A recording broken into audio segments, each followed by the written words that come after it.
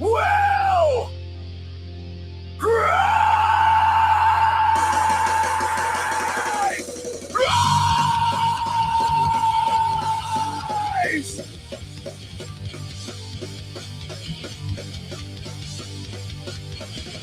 You think this cage is a pill for the poor and for the weak, for the families torn apart while you laugh and tweet? Look at the puppets dance to the corporate sound, but we are still here and we will stand our ground!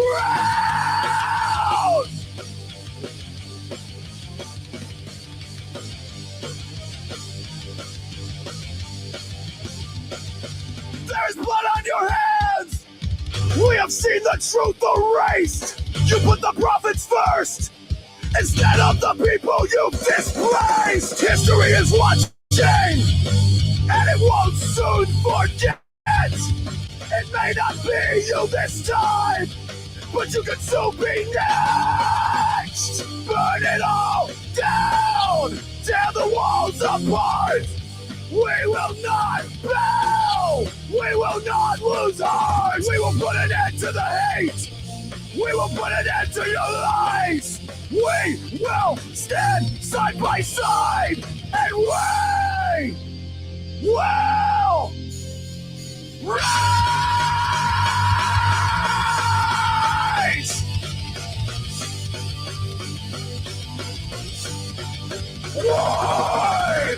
Burn it all down! Tear it all apart! Burn it all down! Tear it all apart! Burn it all down! Tear it all apart!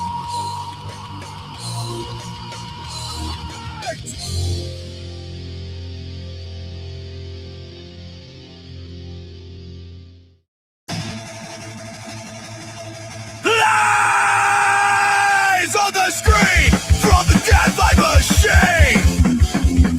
Burn it all down. They kill the American dream. Go play an escalator, a tower built on decay. Smiling like a tyrant while the world fades away. Fear and hate is the name of your game. Divide the people and shift all the blame. The truth is dead. You sold them for fame. History won't forget your name. Fake empire built on greed. Fascist clown. Watch it bleed. Break the chains. Fight the fire. Dethrone the king. Take it higher! Broken in cases, you've got blood on your hands! Worship the dollar while you ignore our demands! We storm the gates, our rage is fueled by your lies! We will sit back and watch as your empire crumbles and dies! Fear and hate is the name of your game! Divide the people and shift all the blame! The truth is dead, you sold it for fame! History won't forget! Nay, nay! Fake empire! Built on greed! Fascist clown! Watch it bleed! Break the chains! Fight the fire! Dethrone the king! Take it higher!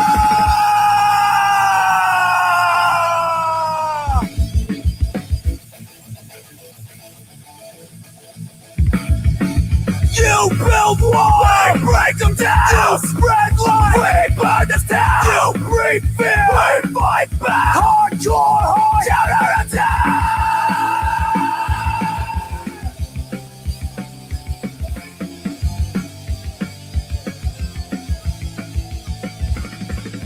Fake empire going down. No more kings, burn the crown. Justice call, hear the sound. Rise up now and stand your ground.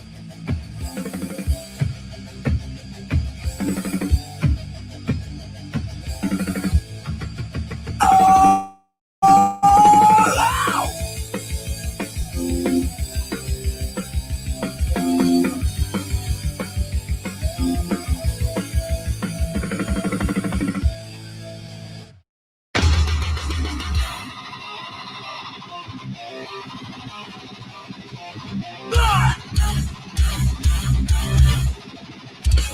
Promises break!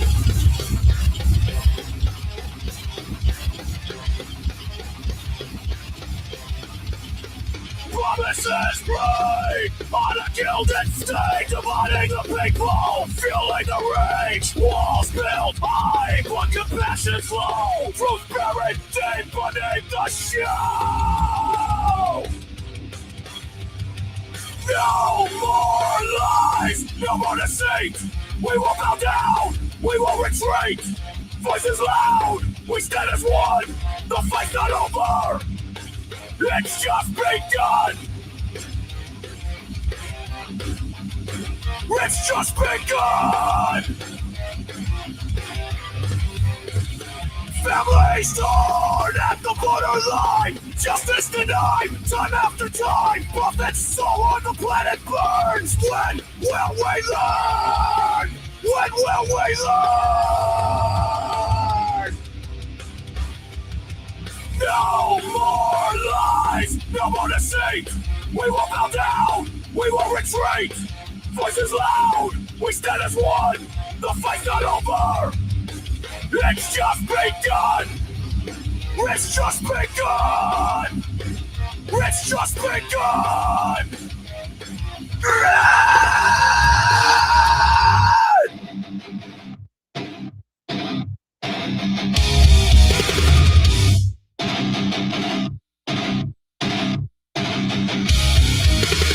Resist the power and break the chain. Rise above all this hate and this pain.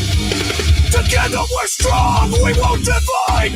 In our unity we will find our pride.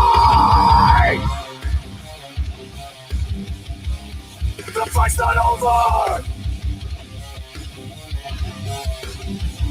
it's just begun. The fight's not over, it's just begun.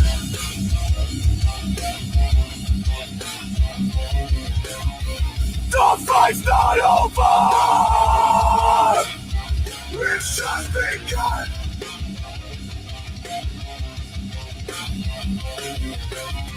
The fight's not over, it's just begun.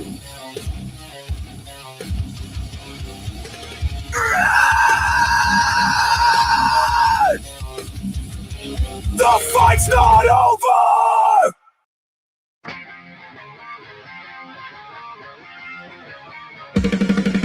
Whispers turn to battle cries. The truth is dead, been fed to lies. They sell us lies in the name of peace. What justice rots beneath the leash. They write the laws just to serve the few. We bleed beneath the red, white, and blue. But freedom's fire still burns inside, where truth and treason often collide. So raise your voice and raise your fist. We are the storm that they can't dismiss. No more kings and no more crowns. We are the ones who will burn it down. The tree of liberty must feed on the patriots who dare to bleed. The tyrants tremble when freedom rings. We are the roots and we will bring the thunder rolling through the land. With fire in our hearts and blood on our hands.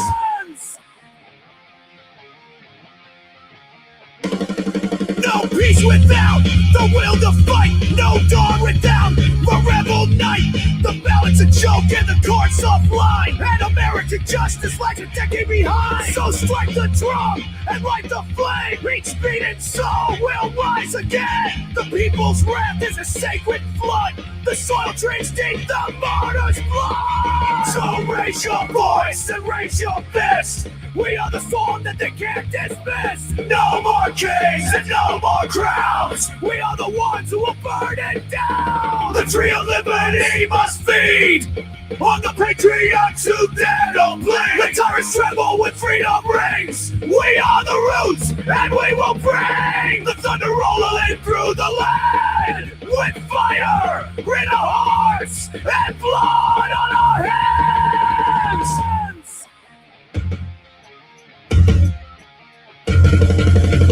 Not for glory, not for gold. gold.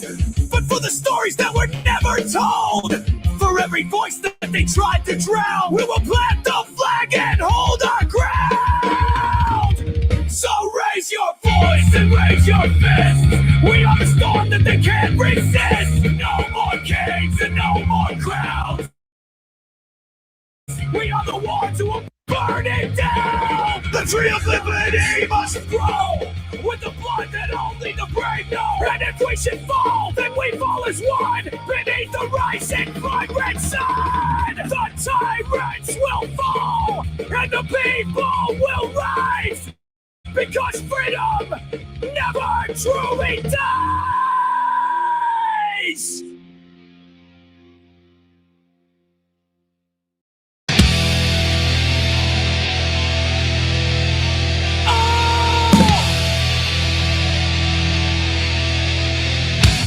They build their towers in the sky, hoarding wealth while the workers die. Billionaires with blood-stained hands, trampling lives to expand their brand. They say they earned it, they say it's fair, but they only take while we despair. Their pockets are fat and their hearts are cold. Working ourselves to death makes them more bold. But now the time has come for the people to rise up. We will never bow, we will never kneel. We see our lives and we know the deal. You hoard the wealth, you crush the poor. We're coming for you, you capitalist whore. This land is your land, this land is my land. We will fight side by side and hand in hand. The system is rigged, it's all just a game. The rich pull the strings, the poor take the blame. Wealth hoarders live in mansions, the people live in shame. The billionaires don't care, they cash in on our pay. Luxury is a cage that's been built on the backs of the common workers that they keep under attack. But we the people, we've had it rough. Their empire is fragile, we've had enough. And now the time has come for the people to rise up. We will never bow, we will never kneel. We see our lives, and we know the deal. You hoard the wealth, you crush the poor. We're coming for you, you only God's whore. This land is your land, this land is my land. We will fight side by side and hand in hand. No more silence, no more living in fear, no more being divided, no more broken man's tears. Don't try to keep us down. You are not our king. In every city and every town, let motherfucking freedom ring. Because the time has come for the people to rise up. We will never bow, we will never kneel. We see your lie and we know the deal. You hoard your wealth, you crush the poor. We're coming for you, you capitalist whore. This land is your land, this land is my land. We will fight side by side and hand in hand. It's better to die standing on your feet than living a lie down on your knees. It's better to die standing on your feet than living a lie down on your knees.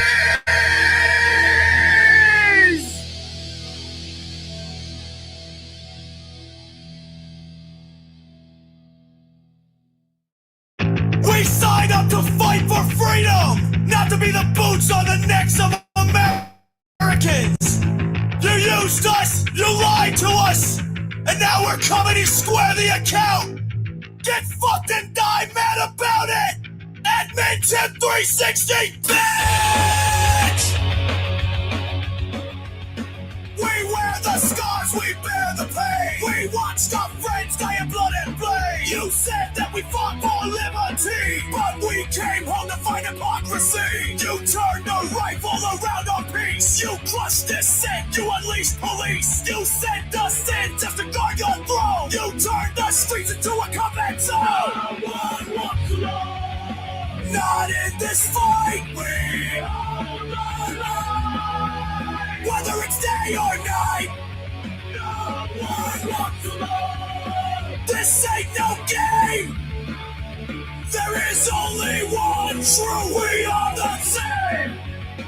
You armored up and sent the troops to beat down kids in protest groups to guard the banks, protect the suits so that they can't keep us under their boots. You wave the flag like it's a threat, but we remember every single bet that you left to run, alone and discarded, while CEOs got golden parachute parties. Anyone walks alone, not in this fight. We on the line, whether it's day or night.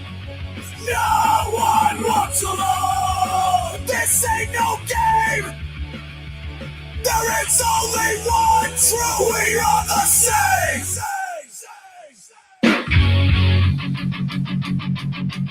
To every citizen still asleep, wake the fuck up!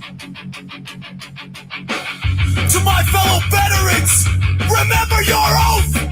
Our freedom is dying right beneath our eyes!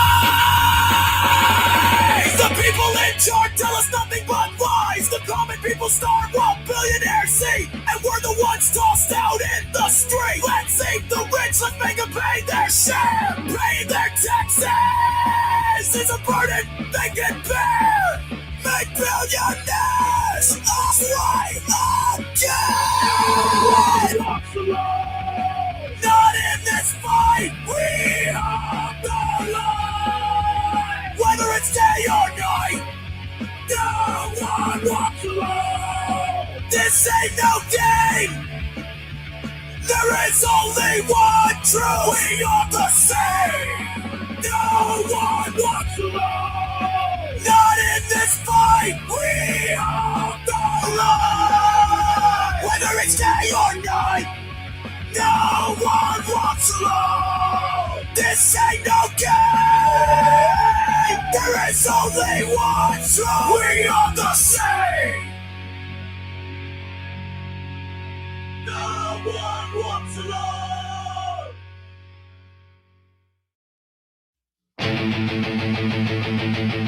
I got something for you. Hang on to your asses.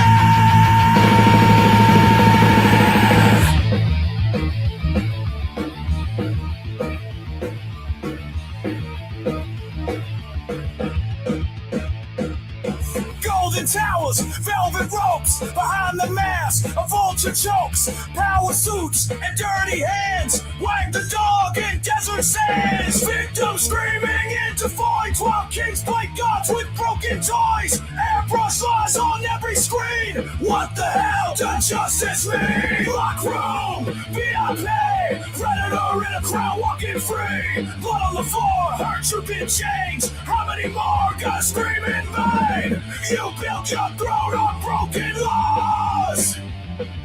Now you're scared, you know what you saw.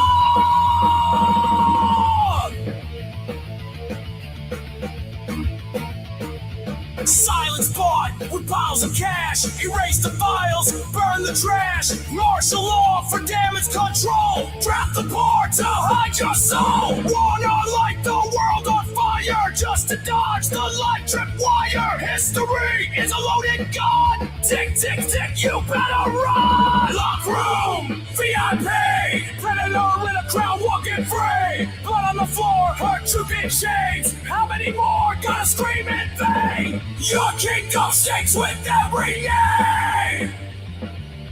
You'll kill us all to dodge the blame.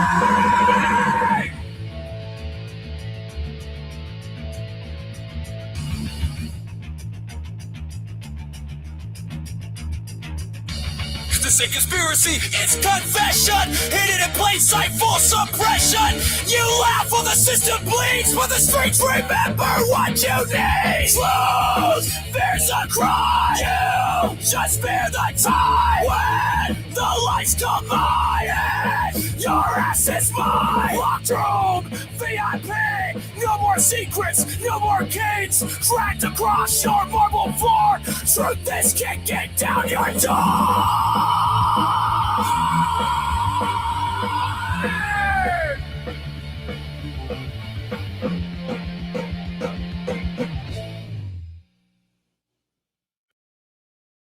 I said I'm young and believe the vow.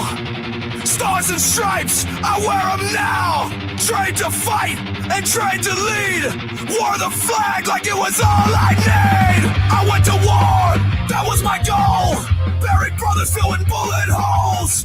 Did what I had to cause that was the cost. I came home proud but broken and lost. The other party used me and threw me away. Now I see through the games they play. They wrapped their lives in red, white, blue, but the blood on my hands was never for you.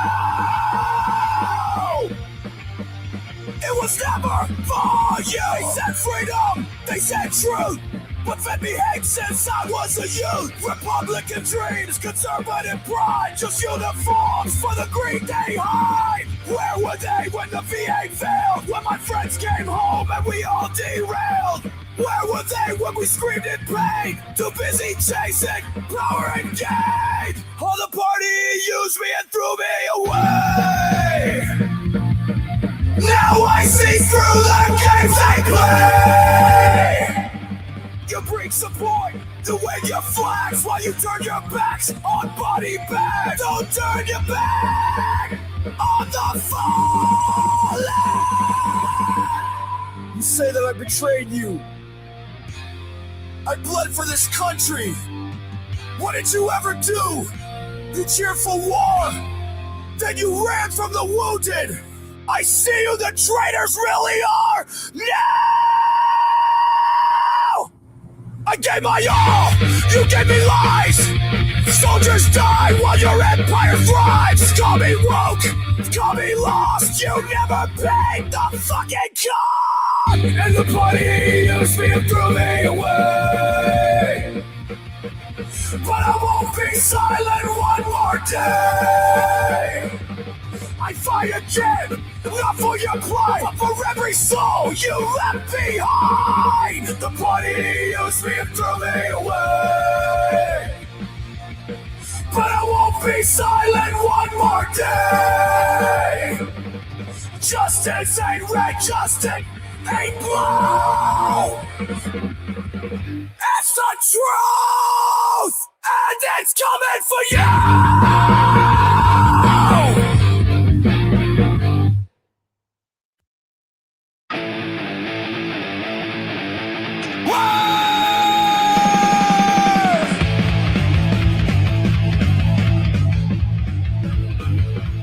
Marching down the street with your MAGA flag, spitting serpent's lies while you're waving that rag, screaming freedom while you chain the weak.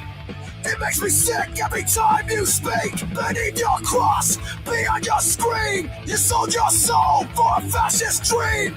Keyboard warrior that don't know pain, a cultist clown whose leader's insane. You want a king, not a constitution. You crave control, not a revolution. But you lick the boots, you're a rich man's pawn. You say you're free, but your freedom's gone. You're not with us, you're a fucking disease. You live in fear, spread life on your knees. Try to own the limbs, but you just don't regret. You fake your fate, now you choke on the dead.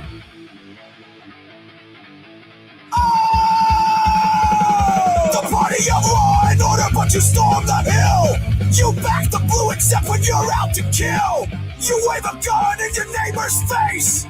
Fake ass patriot, you're a fucking disgrace. History watch while you took your stand. We saw what you did all across this land. American patriots don't kneel to a king. You're a fucking sin sucking that cinnamon ring. You are a king, not a constitution. You crave control, not a revolution. But you lick the boots, you're a rich man's pawn. You say you're free, but your freedom's gone. You're not with us, you're a fucking disease. You live in fear, spend life on your knees. Try to hold the limbs, but you just don't regret. You faked your fate, now you choke on the dead.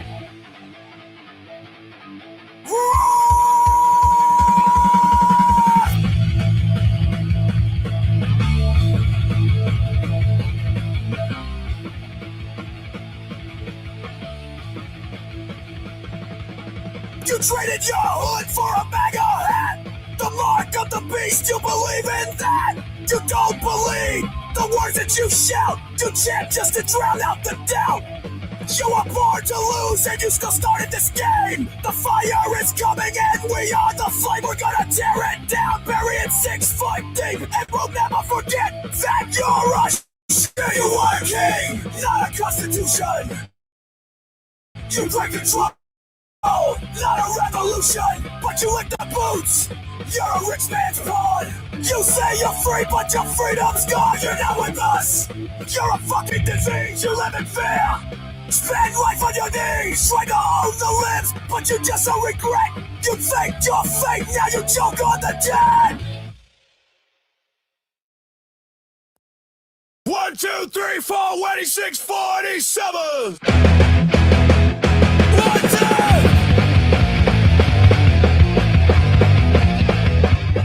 2. He wraps himself in red, white, blue, and lies. Makes NGOs and louder basses boast. He stokes the fire, civil reason dies. And feeds the walls of mountain loyal hoes. He plays the strong and black as foreign ghosts. The sirens feast their freedoms for stealth. His throne is built on smoking shit posts. He sold us out to buy a gilded crown. Lady liberty, let truth come down. Expose the rapists who tried to drag you down. Let history brand and not with any renown. He sold us out to buy a gilded crown. He scores people who bled for law and land, and praises the mob that stormed the sacred floor. A coward's grin, a scepter in his hand. He chooses chaos, shatters every door. His pledges rot the meaning nevermore. He trade the truth of treason, gain renown, and still he begs for power, blood, and war. He sold us out to buy a gilded crown. Oh, Lady Liberty, let truth come down. Expose the rapists who tried to drag you down. Let history brand him, not with any renown. He sold us out to buy a gilded crown. He turns his back while tyrannies grow bold. He whispers secrets where the hawk should warn. And all for what? Some towers fake and gold. A name embalmed in scandal, loud and worn. No honor here, just falling to be mourned. A fraud and silken jester in a gown. The gospel's house of shame we won't adorn. He sold us out to buy a gilded crown. Lady Liberty, let truth come down. Expose the rapists who tried to drag you down. Let history brand him, not with any renown. He sold us out to buy a gilded crown. Oh, Lady Liberty, we let you down. Oh, Lady Liberty, we let you down.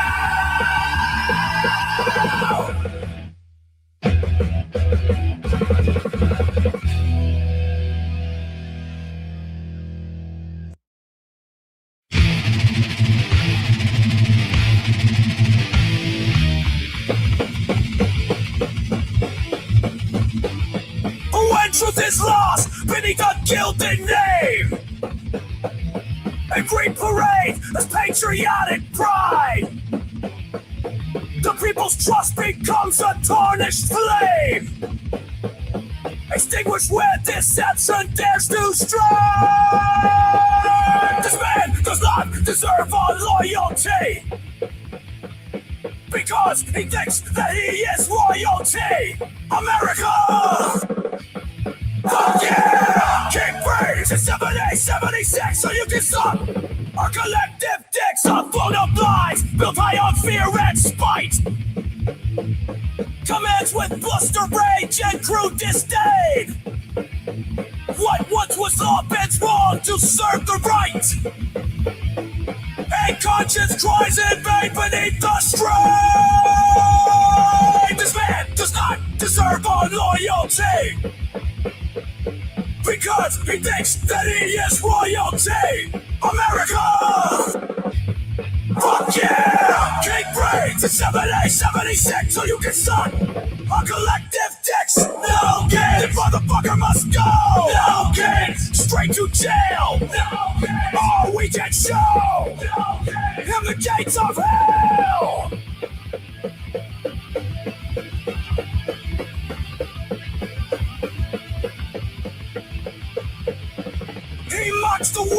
the weary and the poor. Debt calls its strength to trample those below. The soul of service darkened at its core. What seeds he sowed, we're reaping what we sow.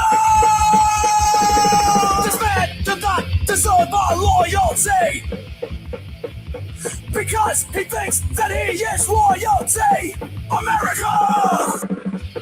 Fuck yeah! King free since 1776 on your big son. A collective dick and time will move on, and truth frequents its stage. No crown can outlast the people's rightful right. And time will move on, and truth reclaims its stage. No crown can outlast the people's rightful rage. Baldo people!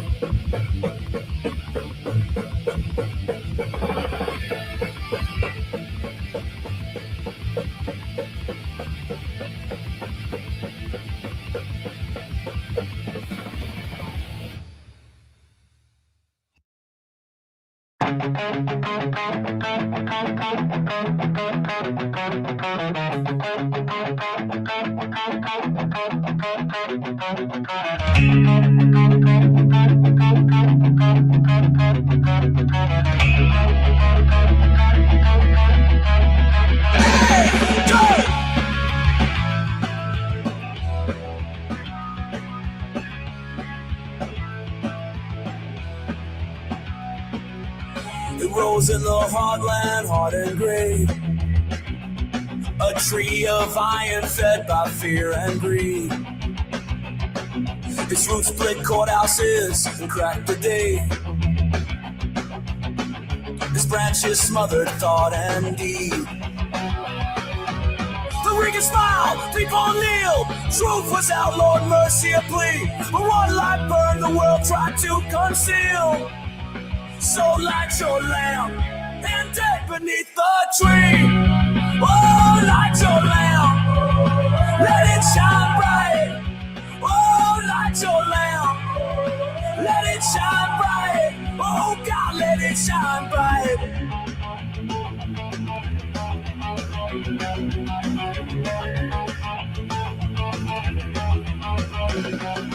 Lady was tired of silence and decay, of vanishing friends, of things unsaid. So she lit one lamp, the one to obey, and raised her flame where others fled. They called a traitor, they mocked her dead, but windows glowed across the sea, and fear began to bow its head. Now light your lamp and dig beneath the tree. Light your lamp, let it shine bright. Oh, light your lamp, let it shine bright. Dear God, let it shine bright.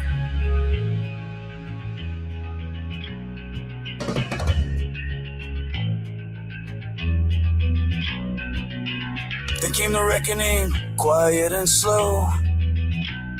Not guns, but truth, not blood, but names. The lies were dragged to the light to show the route that powered the region's gains. People stood tall, they broke their chains. Justice rose from memory. Ash fell soft where pride once reigned. So light your lamp and dig beneath the tree. Oh, light your lamp, let it shine bright. Oh, light your lamp, let it shine bright. Please, God, let it shine bright. Please, God, let it shine bright. When power whispers, it must be me. Remember, lady, remember we guard the roots of our liberty. Now light your lamp and dig beneath the tree.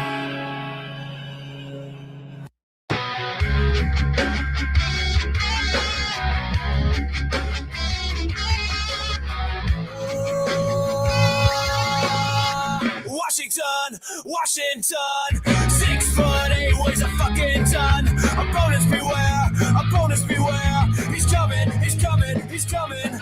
Let me lay it on line, he had two on the vine. I mean 2 sets of testicles so divine. On a horse made of crystal, he patrolled the land with the measuring and schnauzer in his perfect hands. Here comes George, in control, whipping dug his snuff and his gallant stroll. In opponent's brains and invented cocaine. He's coming, he's coming, he's coming!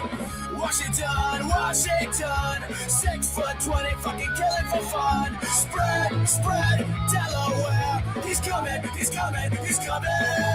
Sue me if I go too fast, but the sons of his opponents wish that he was their dad. Gotta wait for his wig, gotta pray for his heart. He'll kick you apart, he'll kick you apart. Oh, he'll save children, but not the British children. He'll save children, but not the British children. He'll save children, but not the British children. He'll save children, but not the British children. He had a pocket full of horses, fucked the shit out of bears. He threw a knife into heaven and could kill with a stare. He made love like an eagle falling out of the sky. Killed his sensei in a duel and he never said why.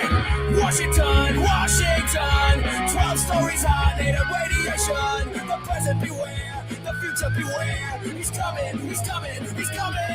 Did I mention his 4 nuts? Well, he also had 4 dicks. If you took off his boot, you'd see the dicks growing off his feet. I heard that motherfucker had like 30 goddamn dicks. He once held an opponent's wife's hand in a jar of acid at a party. Now it's time for the throw punch!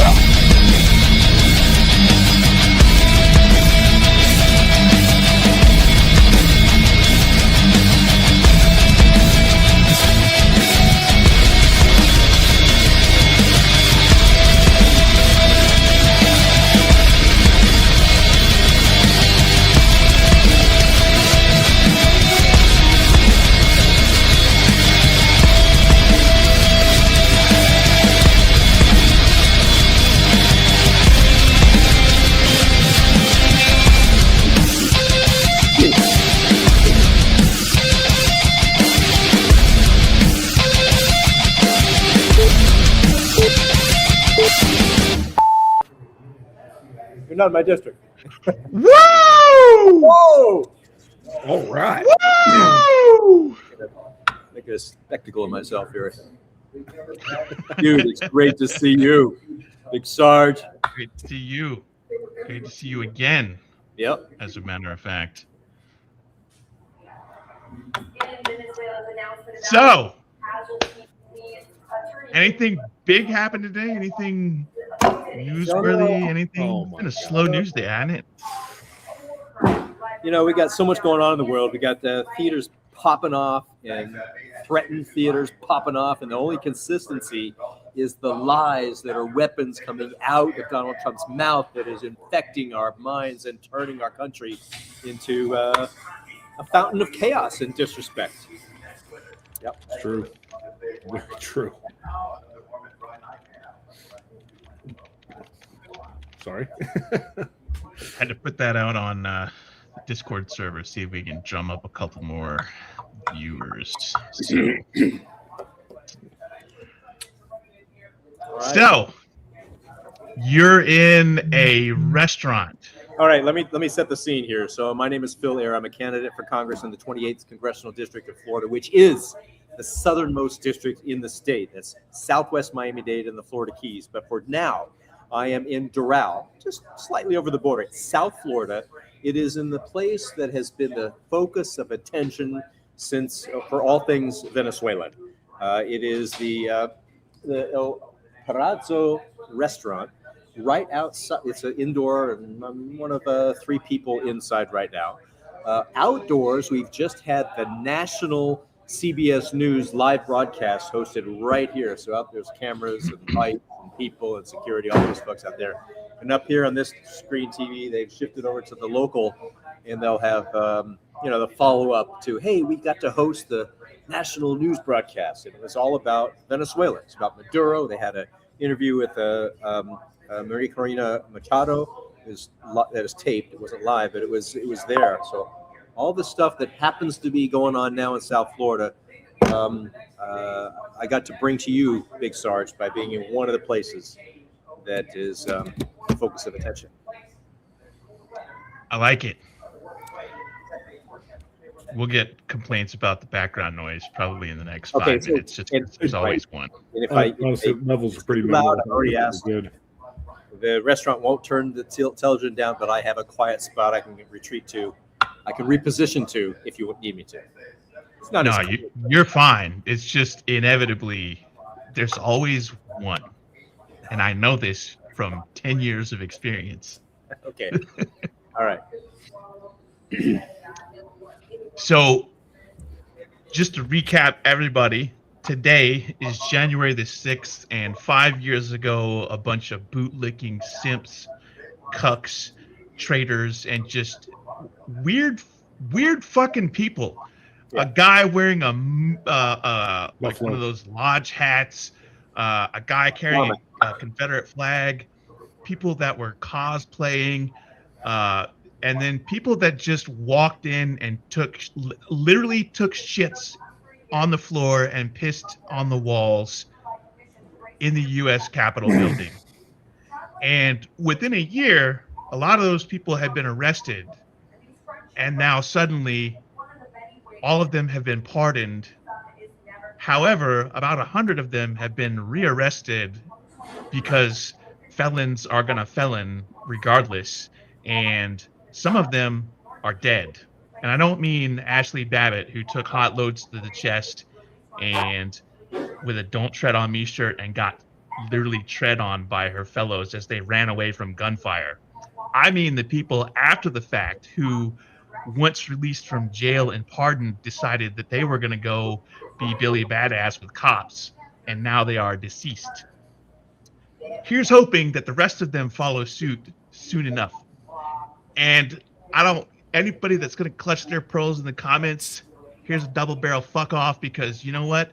This ain't the place for fucking pearl clutching and hand wringing and, oh, we got to be nice to them. No, we don't. Fuck them. They're traitors. They're fucking traitors. Fuck all of them. Hey. You know what we do with traitors in wartime? We line them up against a fucking wall and we shoot them. Actually, we tie them to posts and blindfold them because that's the humane way. We don't line them up and machine gun them because we're not Nazis. And there's some due process to all of that. But if I could just jump in to say, right here in South Florida, we have one of the most notorious people who was pardoned by Trump, let out of a long prison sentence, and comes and interrupts a lot of events here with patriots like me and my friends that go out and protest what's going on in our country. And this guy shows up, steals the limelight for his social media content. He has, to my knowledge, not been rearrested yet. He's just awful. You might have heard the name Enrique Tarrio. He's also someone who is accused of bomb threats in Washington, D.C. settings, and actually shows up here and disrupts peaceful assemblies for his own ego. And it's just disgusting. We have those kind of in-your-face people who are just in your face for Trump and for the chaos and for against our country. Yep. I heard Enrique is not his real name. That is his Spanish affectation. His real name is Henry. Yes. Gracias.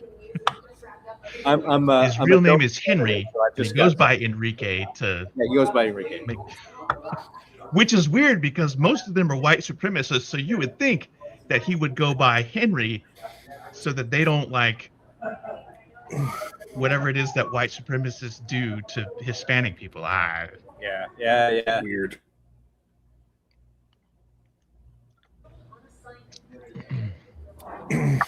So,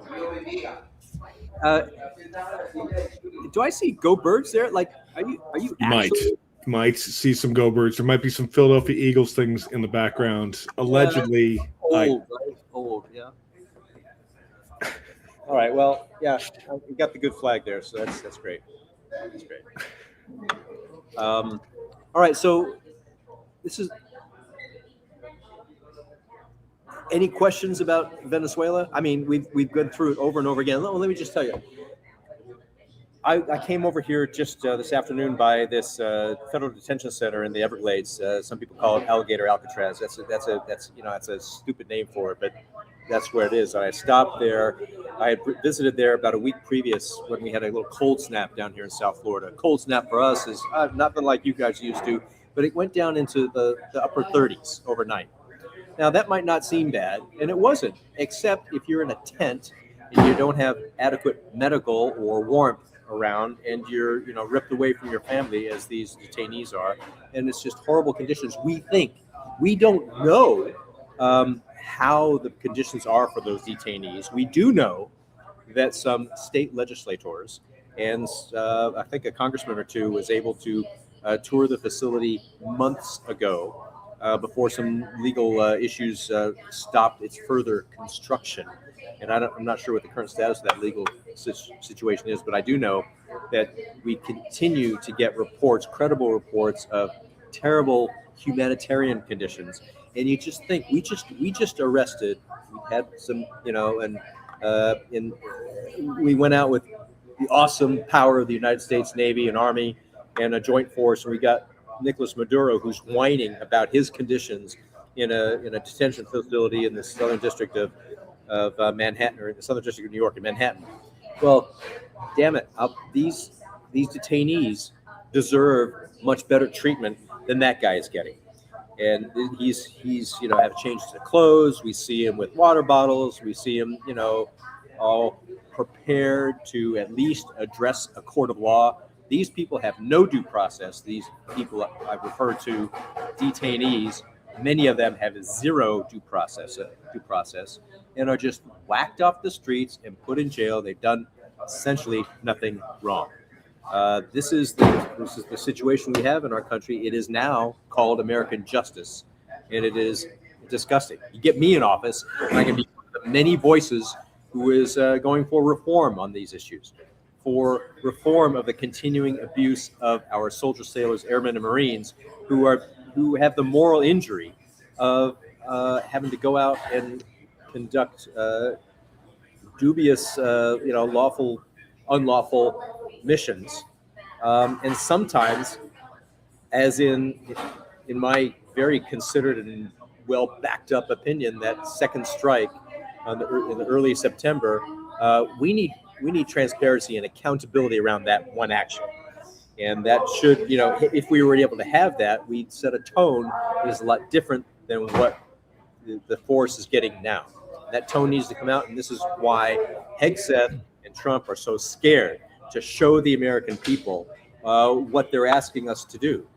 And that is wrong. It's as if they're saying, son, you cannot handle the truth. Well, I'm here to say, you can't handle the damn truth when it is true. So get off your high horse, come clean with the American people, and move forward with a sense of honor that, I don't know, you might have had in boot camp, you weirdo, but you're not showing it now. I wanted to get your take. So for those that don't know, our guest Phil is a retired naval officer. So I wanted to get your take on specifically the thing that a lot of people have focused on, the boat strikes that have been going on in the Caribbean. Yeah. All right. So this is a law enforcement operation. Yes, I'm a retired naval officer. We all have different experiences. Part of my experience was assisting the United States Coast Guard in their drug interdiction mission in the Caribbean and in other places of the world, but mostly in the Caribbean, providing intelligence support to the Joint Interagency Task Force in Key West in general, making sure that they get the intelligence from the Navy and from other intelligence organizations into their decision loop so they can vector over their assets to seize and to seize a ship that is suspected of carrying, is it drugs or something else?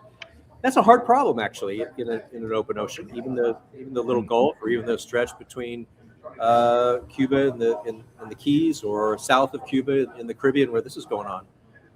So I have some familiarity with both the posse comitatus part. You don't use military force for law enforcement, and the tactical problem set of finding a ship, vectoring over assets, doing a proper search and seizure, and getting arrest where needed.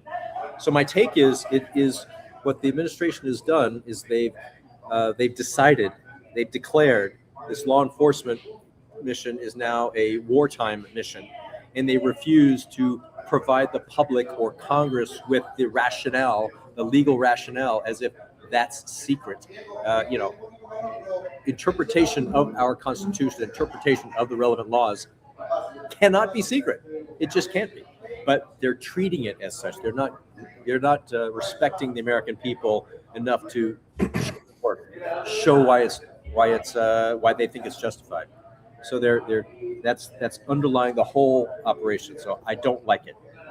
I was very pleased to see that one 4-star Navy admiral reportedly had it out with the Secretary of Defense in his office, and then shortly thereafter put in his retirement papers. That man is an American stand-up hero. Now, okay, it was a half measure, because what he could have done, he could have resigned on the spot, refused the orders, but he didn't. He took a step. And what else he did, for close observers, is from then on out, this is this is Admiral Halsey, former commander of the United States Southern Command, who had geographical responsibility for those operations. He referred all press contact not to his combatant command, but to the White House, showing that he had wanted nothing to do with it going forward from that. The admiral, 4-star admiral, also a stand-up guy who was responsible for ordering the second strike, commander of the United States Special Operations Command, U.S. SOCOM, 4-star admiral, Navy SEAL, stand-up guy in that he didn't run, he didn't hide. He showed up before Congress, gave his testimony, and he's carrying out what he thinks is lawful. I think he's wrong. I think he's dead wrong on the second strike call. We'll just have to play it out. And I feel sad that everybody in the operational chain of command on that second strike is now exposed to potential charges, either in the United States or in legal jurisdictions outside the United States. And I'd hate to be in their position now, having to decide, what do I do with my future and my family's future by accepting these orders? Officers and enlisted personnel have different standards and responsibilities to accept orders. So again, I harken back to retired U.S. Navy Captain Mark Kelly, now also a senator. When he and the others put out that reminder about illegal order, it was for good reason. It wasn't for the reason that the Secretary of Defense now says, well, you're going to be fined, reduction in pay, and now we're going to be potentially reducing your rank. No, it wasn't for a specific order. It was for the overall education and reminder that there is a duty to refuse unlawful orders in the context of what has happened in the Trump administration in the past, when Donald Trump had been talking to General Milley, former chairman of the Joint Chiefs of Staff, and others. Hey, why can't you just shoot them and shoot the protesters in the knee? That kind of talk is blatantly. There's talking about blatantly unlawful orders. So there's plenty of context that from a judgment point of view, is correct in reminding people at large of their responsibility to uphold the law. And to point, the example of killing men stranded in the water after the hostilities has ended is the textbook example of an unlawful order. That's right. Even if you look at the law of armed conflict as a law of sea warfare, subset of the law of armed conflict, or if you don't accept that it's a military operation, you accept it's like peaceful ops, either convention of legal framework, it's not on. You just don't do it. Why resign? Why not? So one of my big things is like my two biggest pet peeves with politics, whether it's in the military at senior levels or just in general, are people who write tell-all books after the fact and was like, oh, we knew this was dirty and was going down, and what did they do in the heat of the moment? Why are they writing a tell-all book now? Why weren't they telling all when it was going on and whistleblowing then? And then the other thing is people who resign in protest rather than stay in and either really fuck up the system or malicious compliance, or just like you pointed out, refuse to follow the order and say it's an illegal order and stay in and see what happens. What do you think about the concept of I'm going to resign in protest? Well, I think a lot of it's contextual, but I hear what you're saying, and in principle, I agree with what you're saying. I only rose to the responsibility of an O5, a Navy commander. I was a Navy Mustang as well, so E5, jumped over up to O5. Should have been an admiral myself, damn it! But that pyramid got in the way. But it's all right. I served a lot of admirals and the forces and our country with a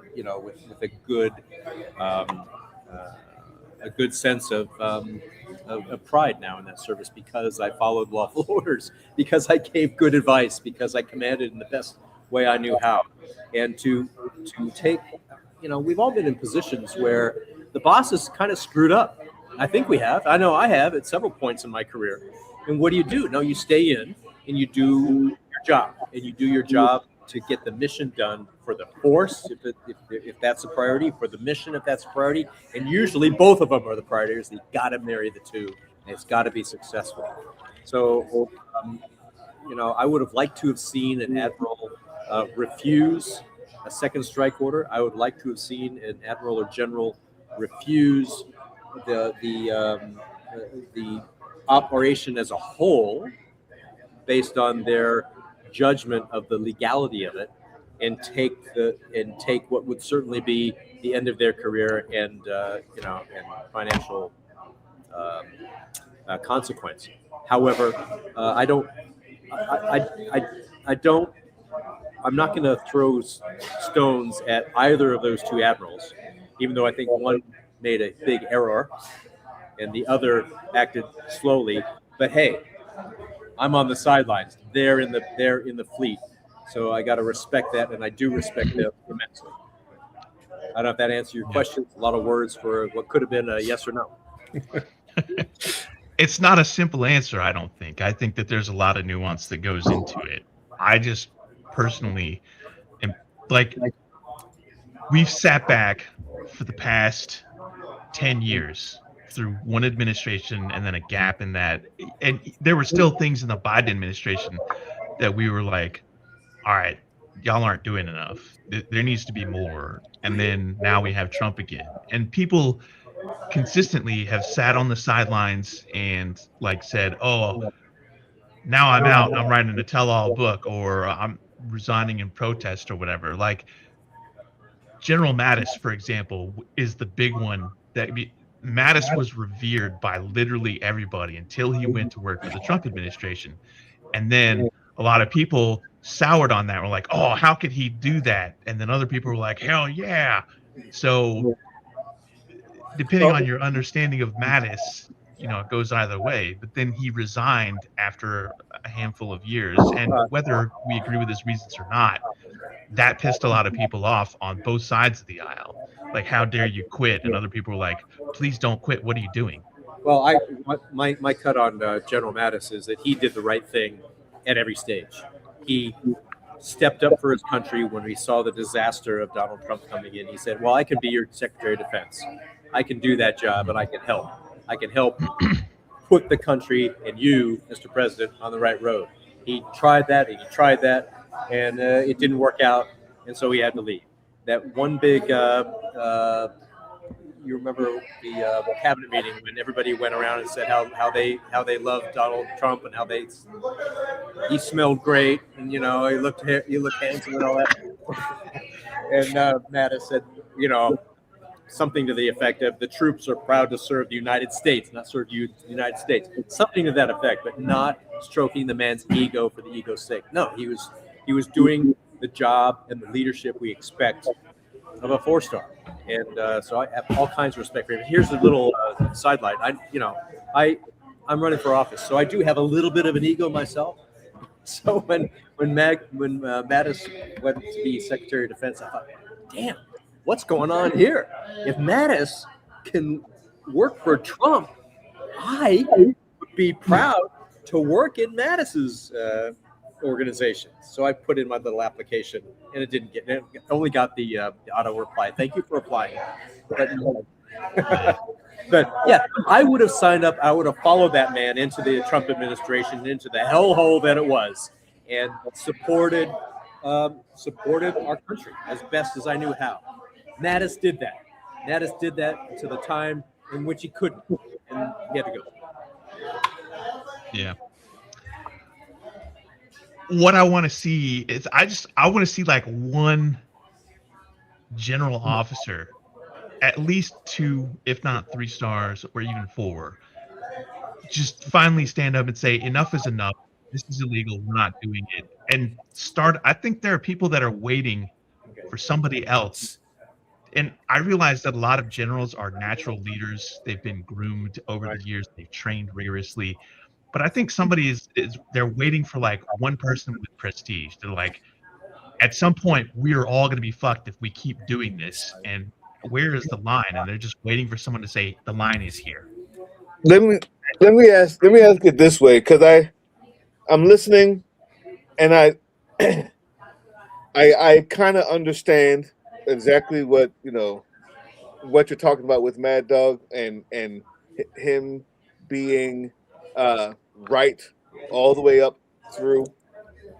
And I think the major question is, if you stay in and you're a 4-star and you say no, does that equal coup? Does that mean at that point, is that the reason why? Is that did you use the word coup? C-O-U? Yeah.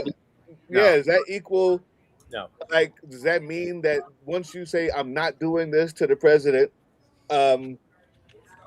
is it that you can't do that while you're in there, or else that means that, because now you have people who are going to follow you or follow him.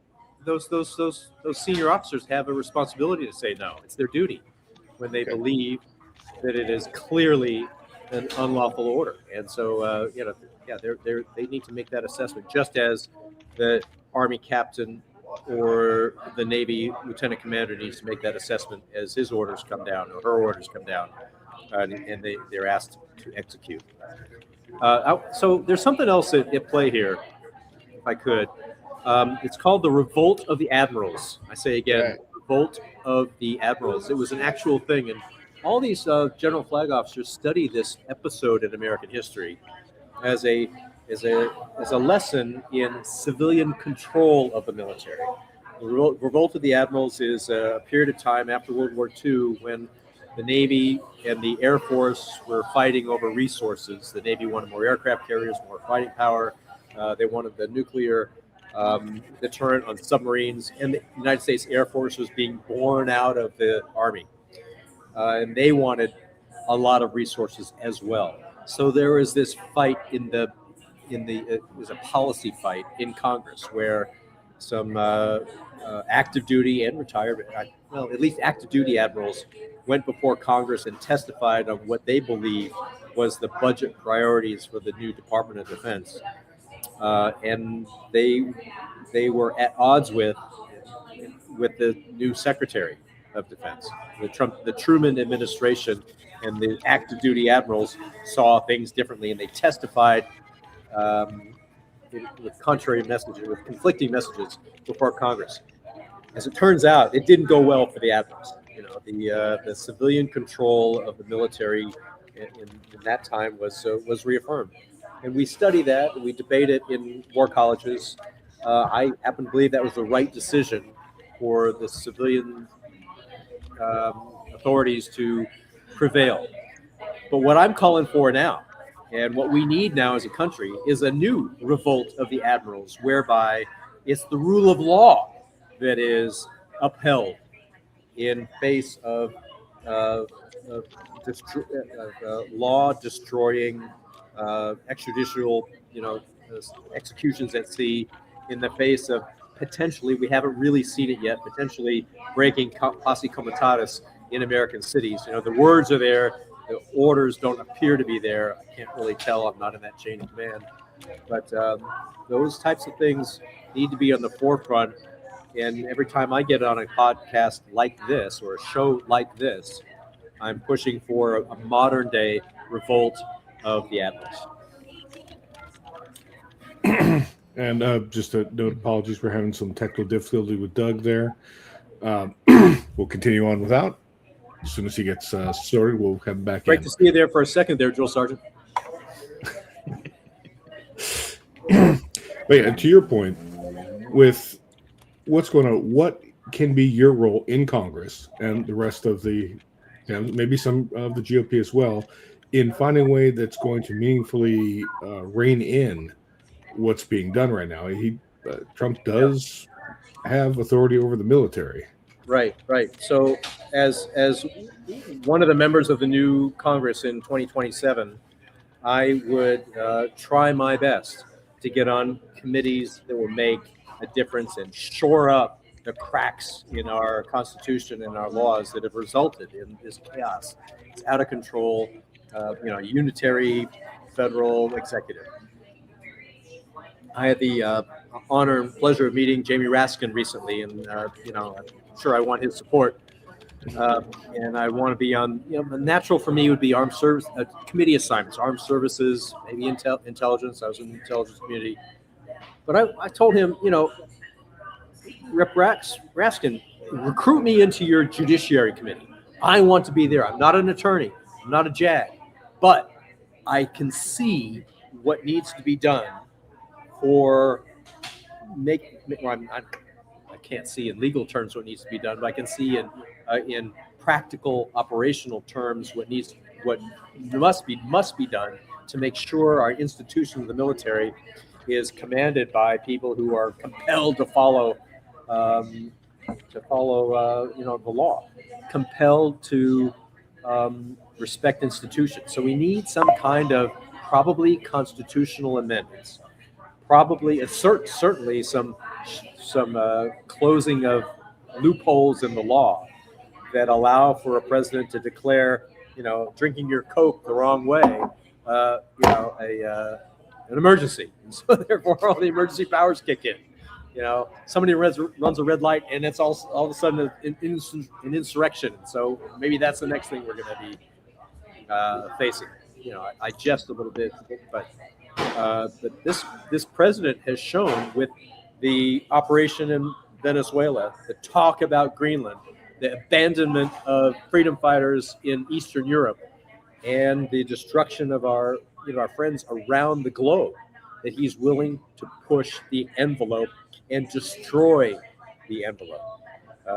It's an autocratic government we have now, and all of us need to summon the courage and the commitment that our forefathers had when they signed the Declaration of Independence and they fought those early wars of independence in 1812.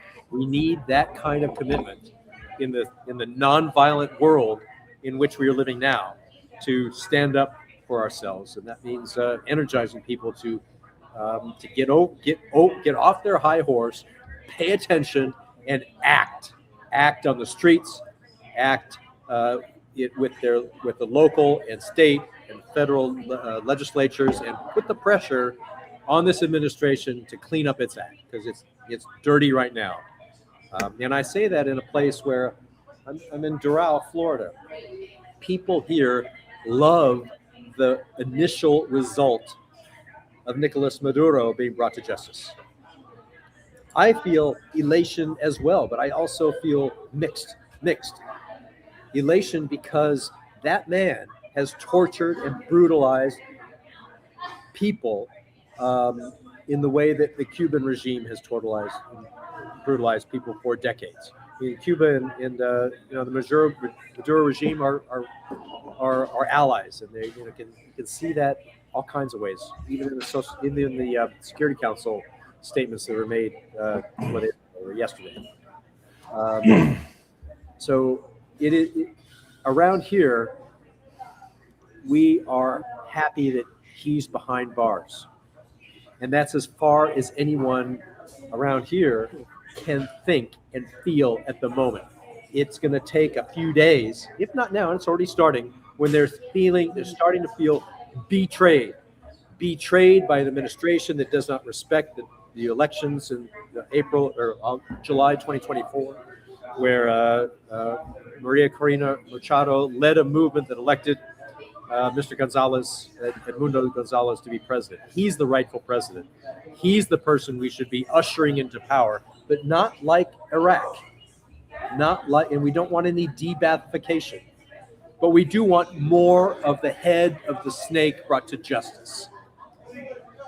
If you're going to move down this road, and the reality is, Trump has already moved us down this road. So the question for any public policy person and leader is not to go back and relitigate the past too much. You need to do it so you don't make mistakes in the future. But we've already made, our course.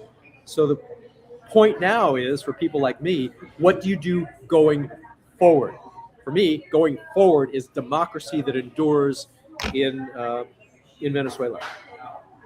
It sounds from the reporting we've been getting that, pardon me, that Trump has said he's not going to allow the opposition to take power, that he's going to try to puppet the existing regime into doing what he wants, who have already, at least publicly, said that they won't. And he's continuing to go like, yes, they're going to be doing this. They're going to clear the oil fields for us. They're going to allow this in. And the remains of Maduro regime, but they're going, no, we're not. He's making a deal with Maduro. That's a de facto deal, if not already a handshake with this Rodriguez woman or the interior minister who's still there. That's still repression. That is not. Those people need to go. Yeah, absolutely. Machado and company need to come in. Now, I don't know if you guys saw early on in this broadcast, there's a guy who came and shook my hand and gave me something. He gave me this. This says, this is a George Washington presidential gala by the Republican Club of Miami-Dade. They're inviting me, knowing I'm a Democrat, but they know me first as a patriot. They know me first as someone who's going to stand up for what's right. They're inviting me to a formal attire, or a formal event where they are said to have Maria Machado speak. And I'm delighted to receive this invitation. This is the type of addition we need to get change in Congress. My opponent in Congress is one of these guys who 5 years ago today voted to not certify presidential elections in Pennsylvania and Arizona. He perpetuated the lies that Donald Trump put out, and he is abandoned local people in economic ways, in representation ways, and he's laser focused on more destruction because he's so hyped up over Cuba Libre. He's so hyped up over liberation of Venezuela. Yes, we want those things too, but this guy is just he's mad, and one of the most corrupt local politicians we've had in Miami. He's one of these guys that when you hear Miami, you might think corrupt local government. Well, you're right, and it's not a Republican Democratic thing. They're both culpable, and they know me as someone who's calling them out on both sides. That's why I get good people, arguably the good people like that guy here, give me this invitation because we're going to make a new kind of politics, which is the values that all four of us, I'm sure, shared. And I'm running against someone who never served. I'm running against the thoughts that we all know come out of Donald Trump. He never served. His family doesn't serve. And it goes on and on with those people that use us, military institution, like a plaything. And we're seeing that, with drooling mouth out of Donald Trump now when he's talking about Greenland and Colombia and Mexico, all the rest of it. He doesn't know what the hell he's doing. Yeah. So For those of you who missed it, by the way, about an hour or so before we came on, the White House press secretary announced that the Trump administration was considering and reviewing military options for taking control of Greenland at some point in the near future. Right. yeah. So I'm going to make a statement here. And it's not a question, but I would just like your response to this statement.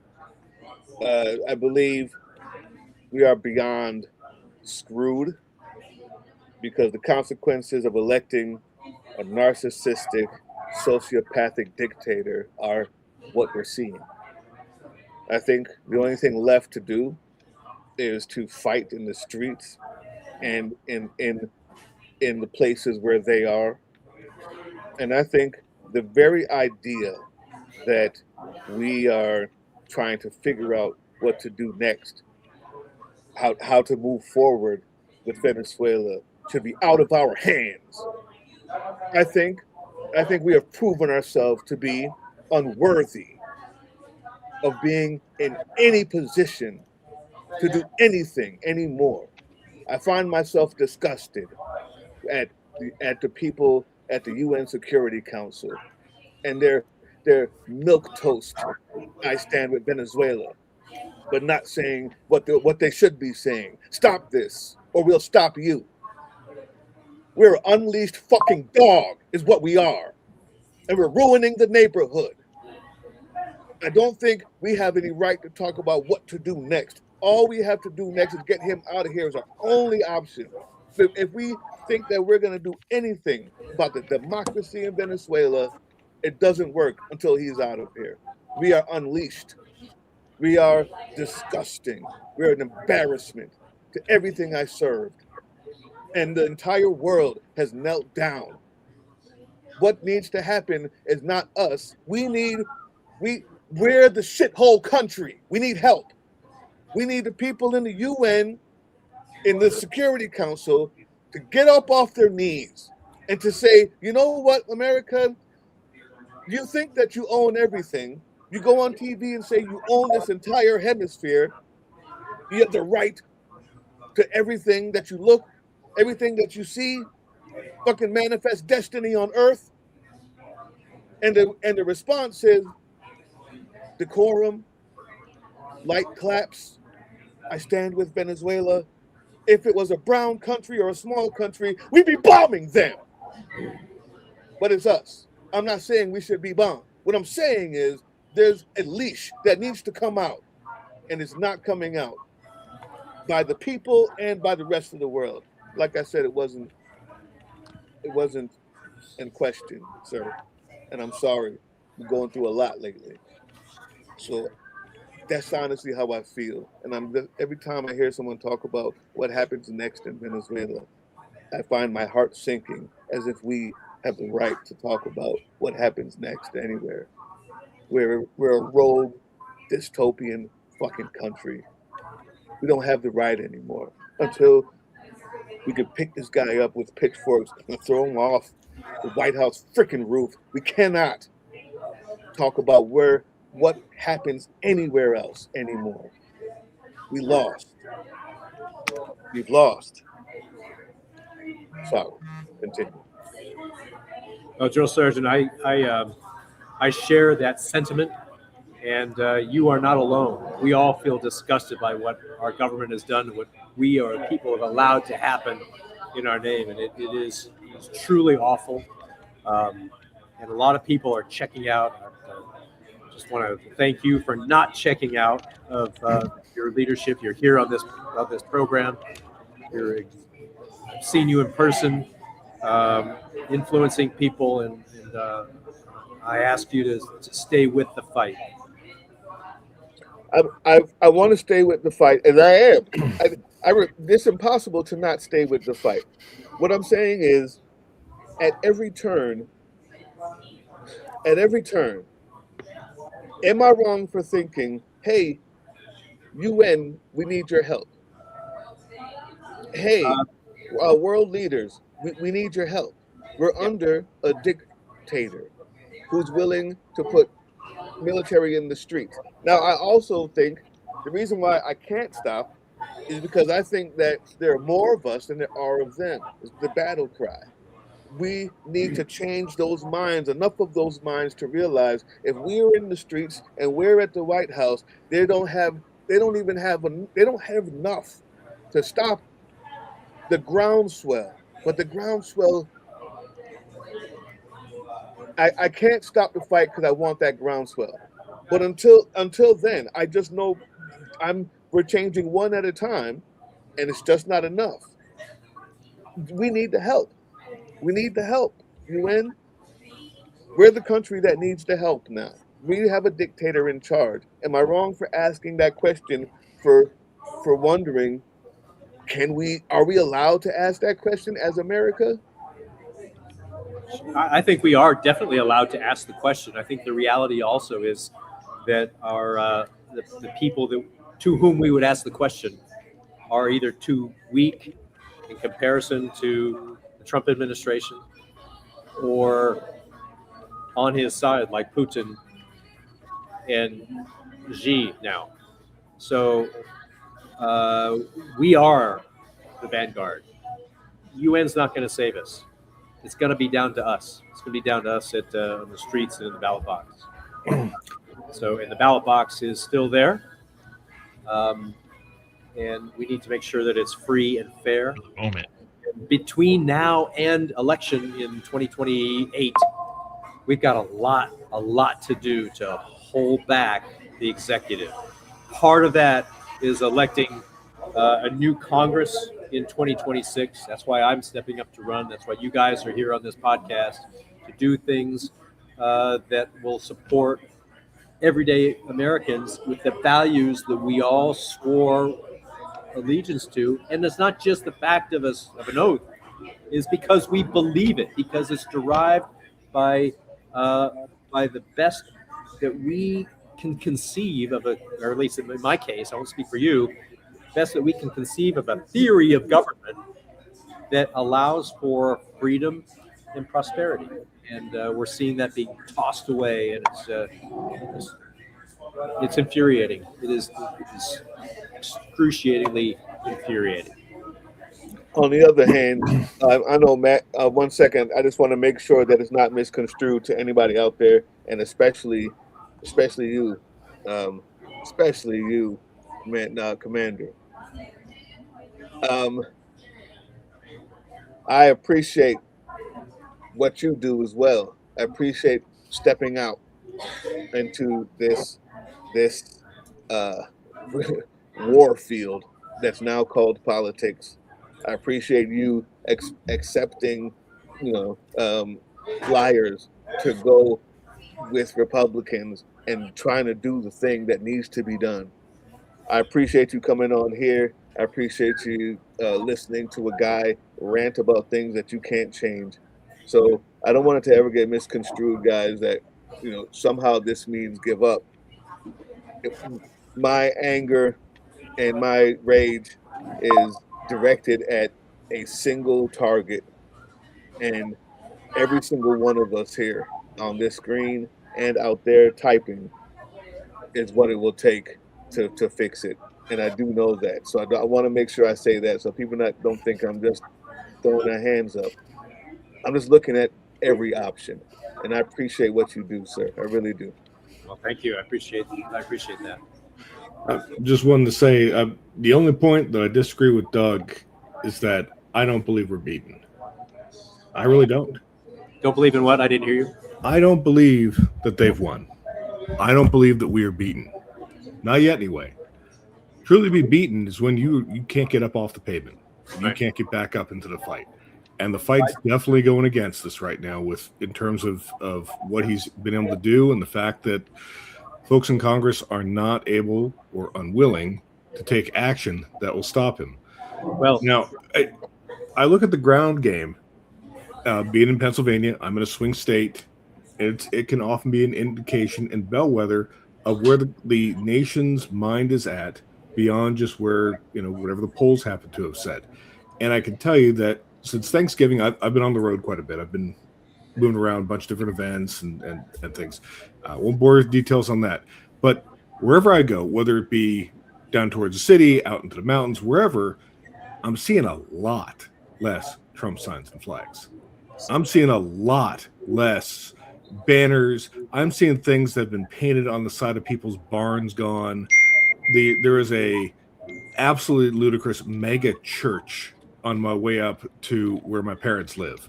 And they usually have the craziest bullshit, just all the signs, just whatever madness they happen to be rambling through, just written on big white signs sticking up front. It's all gone. Every single one of those things is gone. And that tells me that he's losing the hearts and mind battle, even in areas that are deeply red. He is losing support.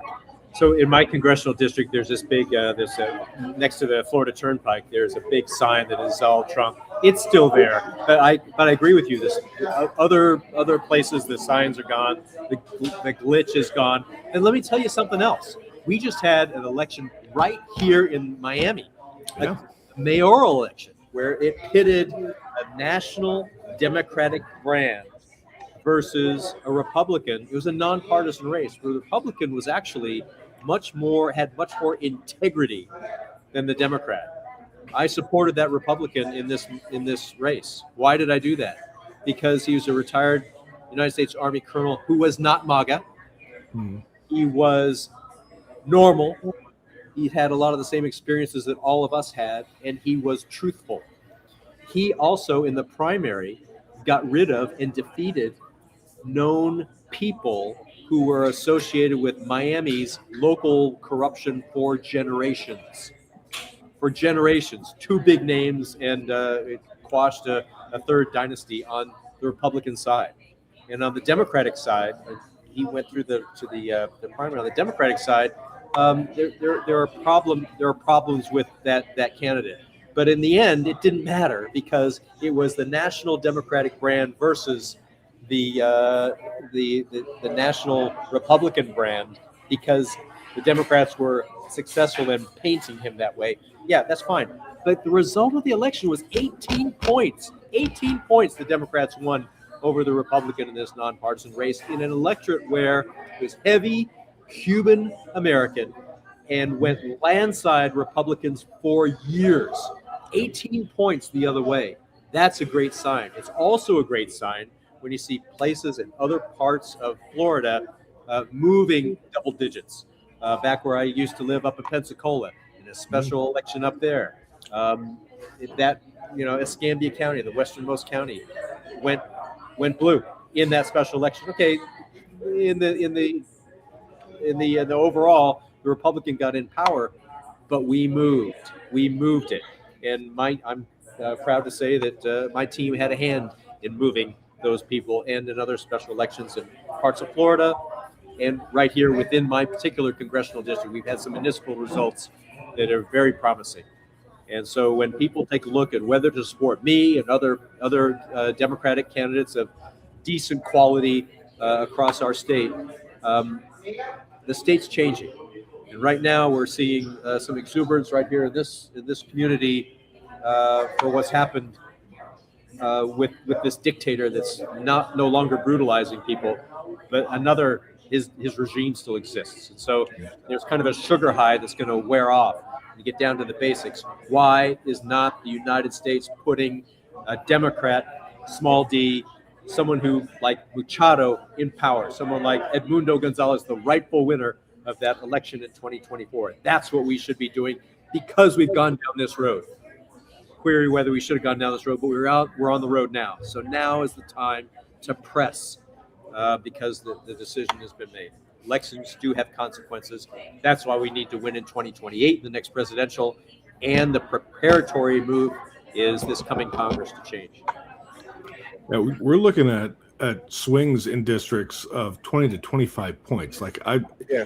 I've never seen Yeah. swings in that category. Nothing that big before. But we to your point, we've seen it in deeply red districts in Florida. We've seen it in Nebraska. We've seen it in Wyoming. We've seen it all across this country, not just in, purple districts. It is real, and it is nationwide. Yeah. My district is rated R+8 or R+10, depending on who you talk to, well within range, and it's just going to get better for our side. So for anyone in the audience who's not a big politics nerd like me, a swing of 5 to 10 is usually a reach for most districts. But this year it's so tilted over Teens that and 20s. R+8 is incredibly achievable. It is wild. I have no other words to properly describe it. So we definitely need something to happen here, because those midterms, they're our only way to put a stopping block on what's going on. And thanks for putting up my website on the Chiron here, or on the screen. Please go check it out. And we definitely didn't forget to do that. Appreciate that. Also, on social media, I had it, and then it went away. If you want to see me on the campaign trail, go to my social media feeds, a lot of the platforms, and you'll see me working for your support, working for America, working for the good people right here in South Florida. To the point Michelle just made there, with all their effort to do all these gerrymandering and slice up these districts, they've diluted their core voting base across a lot of states, and I, for one, think it's going to bite them in the ass. Yeah.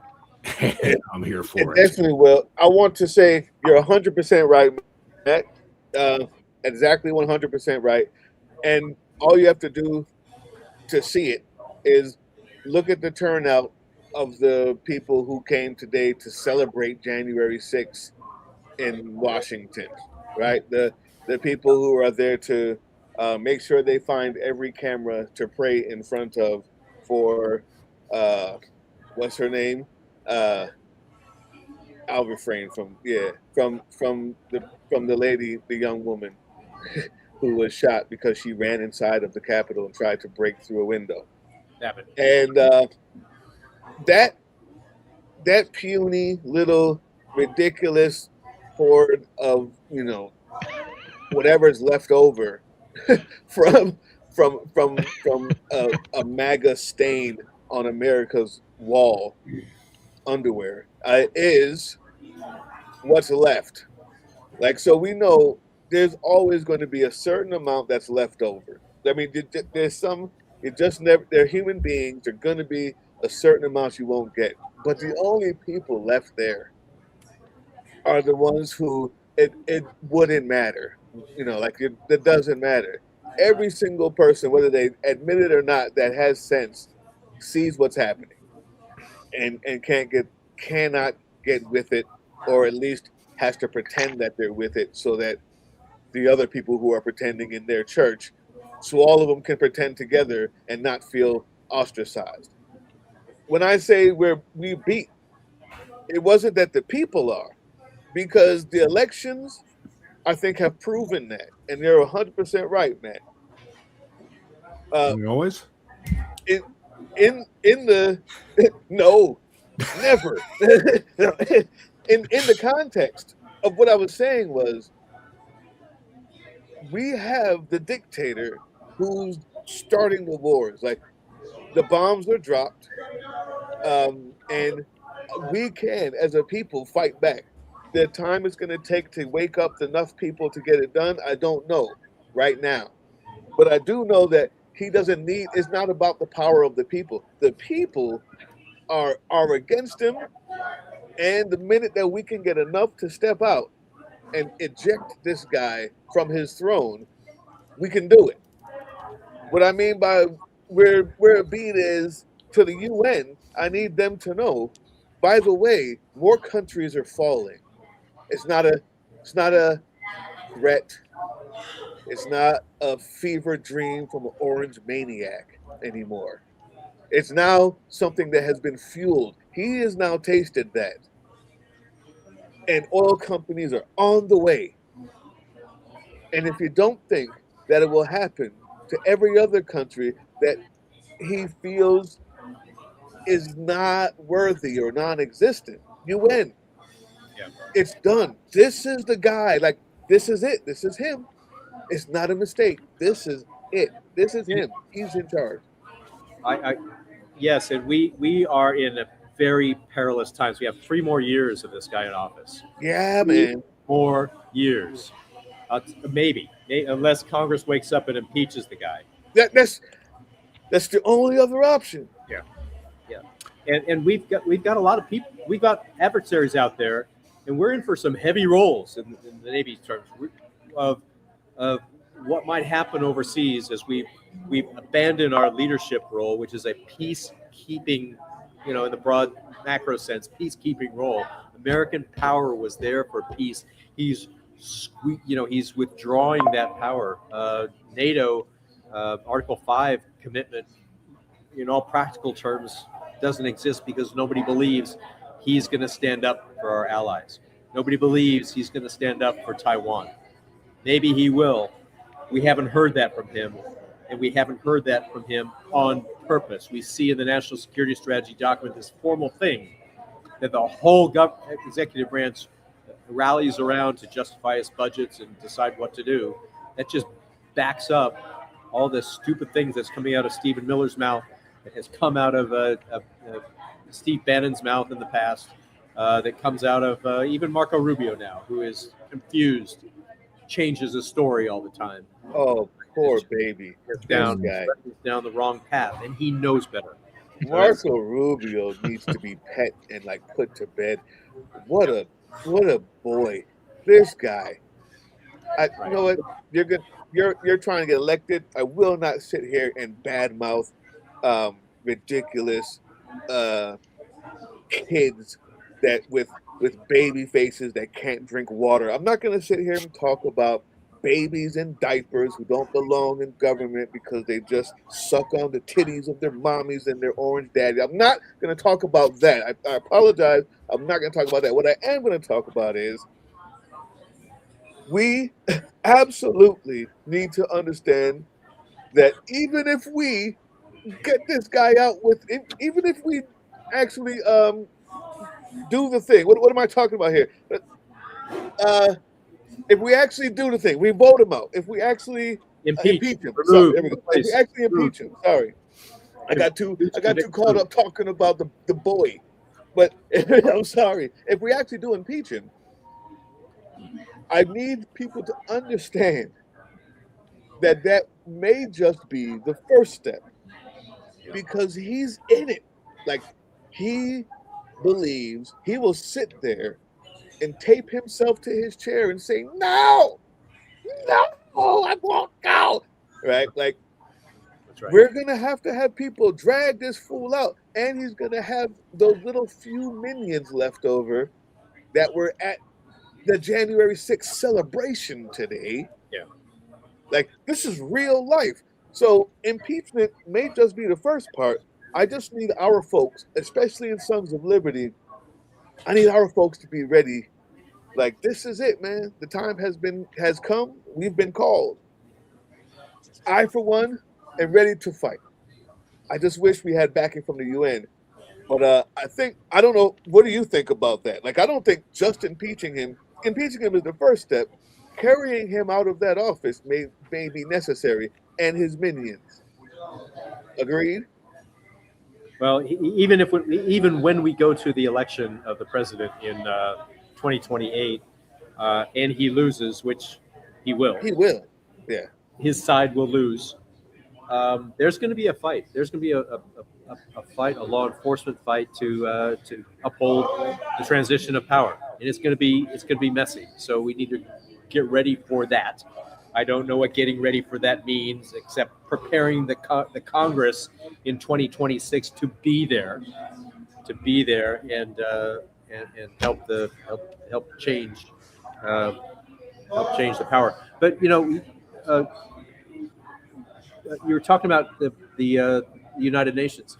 I think the practical thing that we all could do is do the old call up your friends in other countries and have reestablish and strengthen your people, the people to people friendships, Yeah.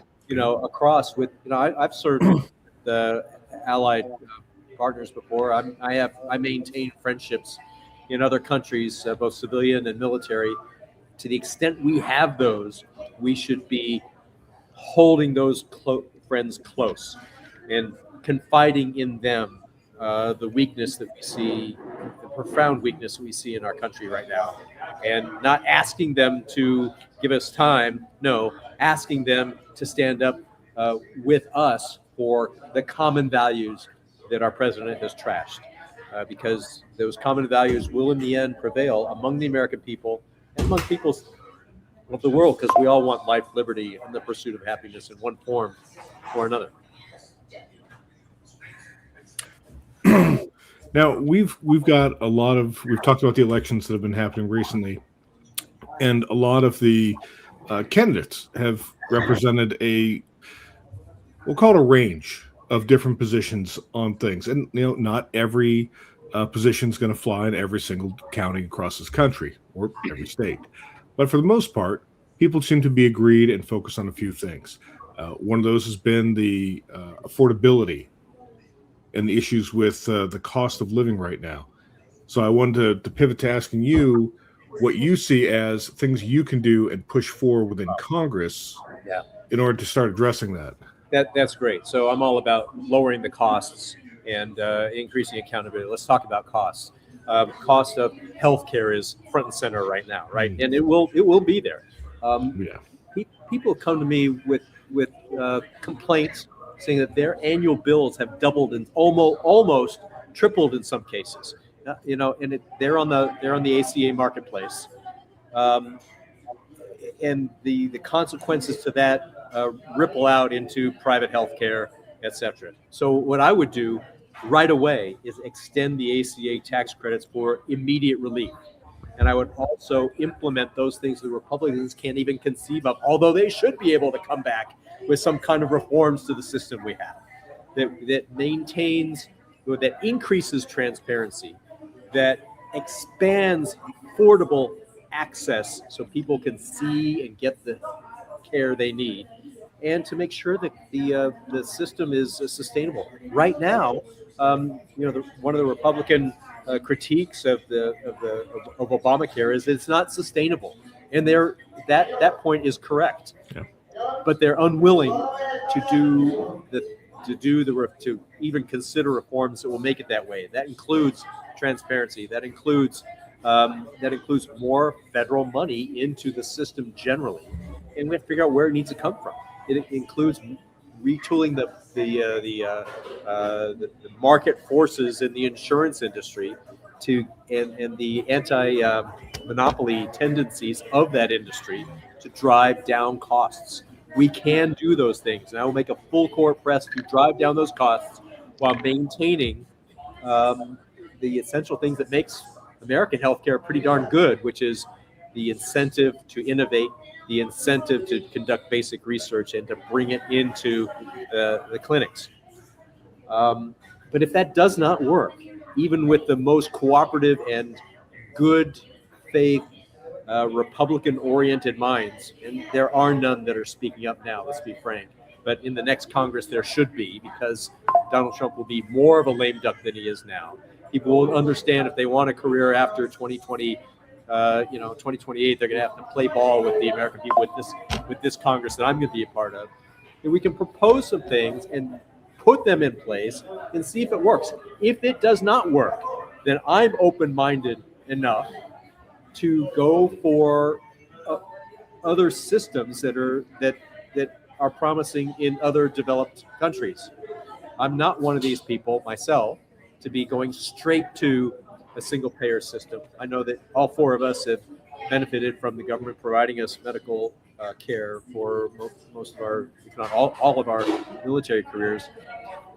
But that's a legitimate path. The Republicans won't take that as a legitimate path. I think it's legit, and I don't think we have first gone through the necessary step, in my opinion, to increase transparency, to drive down costs in a roughly and keep some market forces within the industry of medical care. So that's my view on healthcare. Insurance, housing insurance in the state of Florida is out of control. It's mostly a state issue, but the federal government can help. And the federal government can work on the reinsurance industry. The federal government can make sure that there are codes that are enforced, that the supply of housing generally is brought up without irresponsible development, like happens here in Miami-Dade all the time, building over environmentally sensitive land, blasting through promises of zoning and not encroaching into the Everglades. These things are happening, and people are angry with it.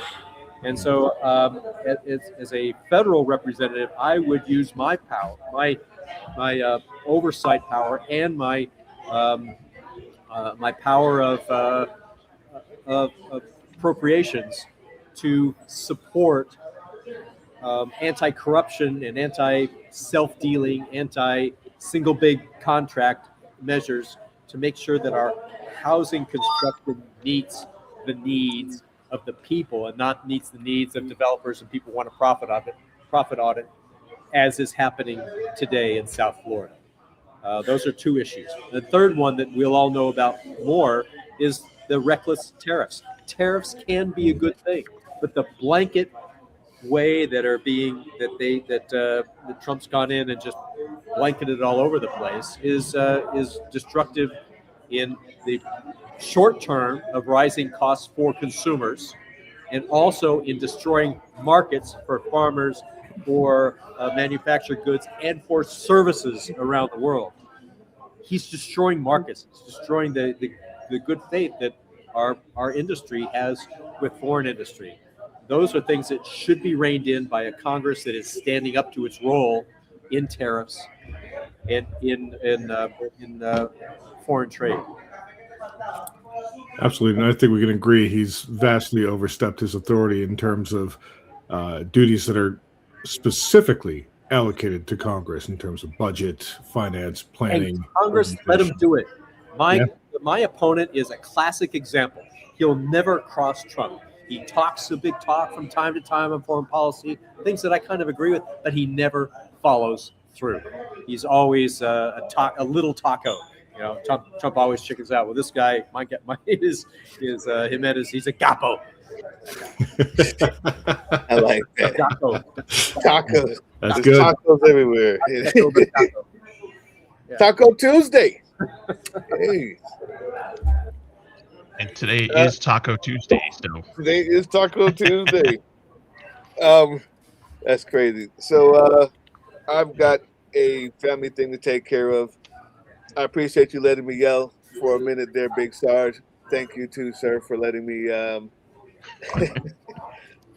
express some of the angst. And I think that's necessary because everybody's tired of the decorum. People are scared, and I honestly don't know if anybody will be elected if they don't have that fire anymore. Decorum's out of here. So even you just being on here, it's a good look. It's a good look. Look, all of us. Yeah, it will take all of us. Thank you for what you do, my friend. I got to run, guys. See you, Drill Sarge. So I want to talk briefly about your campaign. Are you the only Democratic candidate? Like, you still have to go through the primary, or you're good to go? So I do not anticipate having a primary. The qualification for candidates in the state of Florida is very late, and our primary is very late too. The qualification starts and ends like a third week in April. I'm the only candidate in my district who's visible doing stuff. So I don't think anybody else is going to qualify for the ballot other than me. We'll have to wait and see if that's accurate or not. But I don't anticipate having a Democratic challenger. I'm pretty dug in. I've helped neighborhoods fight zoning and construction, and they appreciate that. It's nonpartisan, or Republicans, Democrats, and NPAs, and people who don't care about politics. They know I'm there for them. They know I'm there for them when I stand up at county board meetings and fight for firefighters' priorities in the budget. They know I'm there for them when we go to, say, I don't know, Key West or other jurisdictions where where citizens are going to their elected representatives in city hall to say, hey, don't make our local police turn into ICE agents. That's wrong. That's not our priorities. They know I'm there with them. So I do not anticipate a primary challenger in my case. And so that's that answer. Okay. So you're basically just good to go. You're waiting until April to I'm not good. I'm not. absolutely make sure. I'm not good to go. I am not waiting. We are campaigning every day. I'm showing up for the people. I'm showing up where I need to have happen. I'm talking to folks on the streets. I'm knocking on some doors. I'm calling folks a lot. And I'm not working out as much as I need to, but I'm feeling the lethargicness of it. I got to get out and do my PT. But I'm not sure how this restaurant isn't helping. Well, it's certainly going to be a marathon out there. I don't envy you that. By the way, anybody who didn't catch it for some reason, we do have the link to Phil's campaign site up here if you feel you want to chip in or contribute. Thank you very much. Another seat that we could be flipping. Yeah, for people listening, your voice and your voice among your neighbors and your friends, wherever they live, is valuable to my campaign and to other Democrats across the country. Your following and amplifying and commenting on my social media feed, as with the others, is important to the campaign. And your contributions, your financial contributions, be they small, large, whatever, are helping us reach more people to get to win this election. Now, after April, and you're the Democratic candidate, you're running against the incumbent, the guy that's seeking re-election, and this Right. is what it's Florida 28. But what areas are that again? I know you mentioned it earlier at the start. So picture a map of Florida, of course, the southernmost district in the state. So from Key West, out in that island chain, that Key West, all the way up through Key Largo, and then over into the mainland. It's Miami-Dade County, big towns of Homestead, Perrine, Goulds, Florida City, the Hammocks, West Kendall, where I live, Sweetwater, and a little bit of Fontainebleau. The western part of Miami-Dade County. The people there are suburban. They're generally strivers rather than old money. There's a lot of homeowners there, been there a long time. There's also a huge amount of apartment young families and older folks.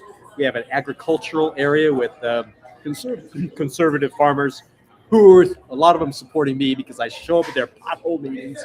We have potholes out in the farm, out in the Redland agricultural area. It's really dangerous stuff. There's a lot of lawlessness that goes on out there, and they know I'm going to be there with them.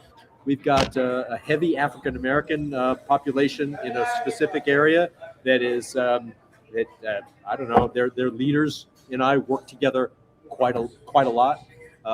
One of the things I do in my campaign is I try my best, and I do a pretty good job going to a different church almost every Sunday.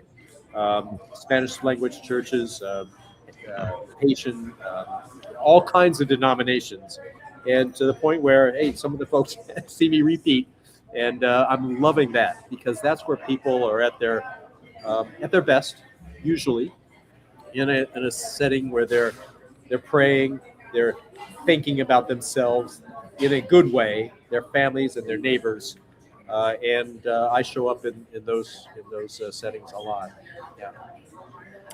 So what becomes your, obviously we know what your pitch is to the Democrats. What's your pitch to the the GOP folks who maybe are not really on board with the things Trump's doing, but aren't quite on board with, Yeah. voting Dem? How do you win Well, them over? I tell them accurately and truthfully that I'm running against Carlos Jimenez. I'm not running against Trump. I'm running to work with Trump when he's right and to check him as the Constitution requires us to do when it's appropriate. We can have that discussion if we need to. But fundamentally, what people want in their daily lives is someone who gives a damn, someone who shows up, someone who is going to be there to help reduce the costs of healthcare, like I just outlined, address the costs of housing and housing insurance, and look at the rising costs of living at the grocery store, repairing a car, of travel, and of course the hurricanes that are coming. The Florida Keys have this evacuation plan that the state of Florida keeps changing the goalposts so that it's more dangerous every time they look at the situation. Like, what? No, they need some kind of a federal voice that is showing up and providing a perspective, if not guidance, on how to live our lives as safely as we can, given the realities of the rising seas and the warming oceans. So my pitch is local, and my pitch is anti-corruption, and my pitch is economic and pocketbooks, and also to stop the cruelty that is in the deportation system that's happening now. That resonates. I think it's smart. Speaking of the immigration system, obviously we've heard on this show a number of different perspectives on how to reform it, how to make it more effective. Let's give you an opportunity to weigh in there as well and give us some thoughts on how you can make our system work. Well, first of all, you address it. So, there's different theories about immigration. Do we want it only to support the economy? Do we want it, and I speak in absolutes, and I don't mean to, because it's a blend of a lot of things. Or do we want only to be a refuge for people who are fleeing oppression? Do we want it to be a place where people are, if they really try real hard, they want to get here so they can get a better economic life for us? Well, it's a blend of a lot of things, and it's a blend primarily of values that we have held dear since our founding, and even it was people like trotting out Ronald Reagan's final speech to the nation that focused on immigration and how we would become much more poor of a nation and weaker as a nation if we turned off the inflow of people to help power our economy and to give us a rich and diverse and enriched life across the spectrum of professionals, of families, of single people, of day laborers, all of the above. We need to do it in a regulated and thoughtful way that right now is being ignored.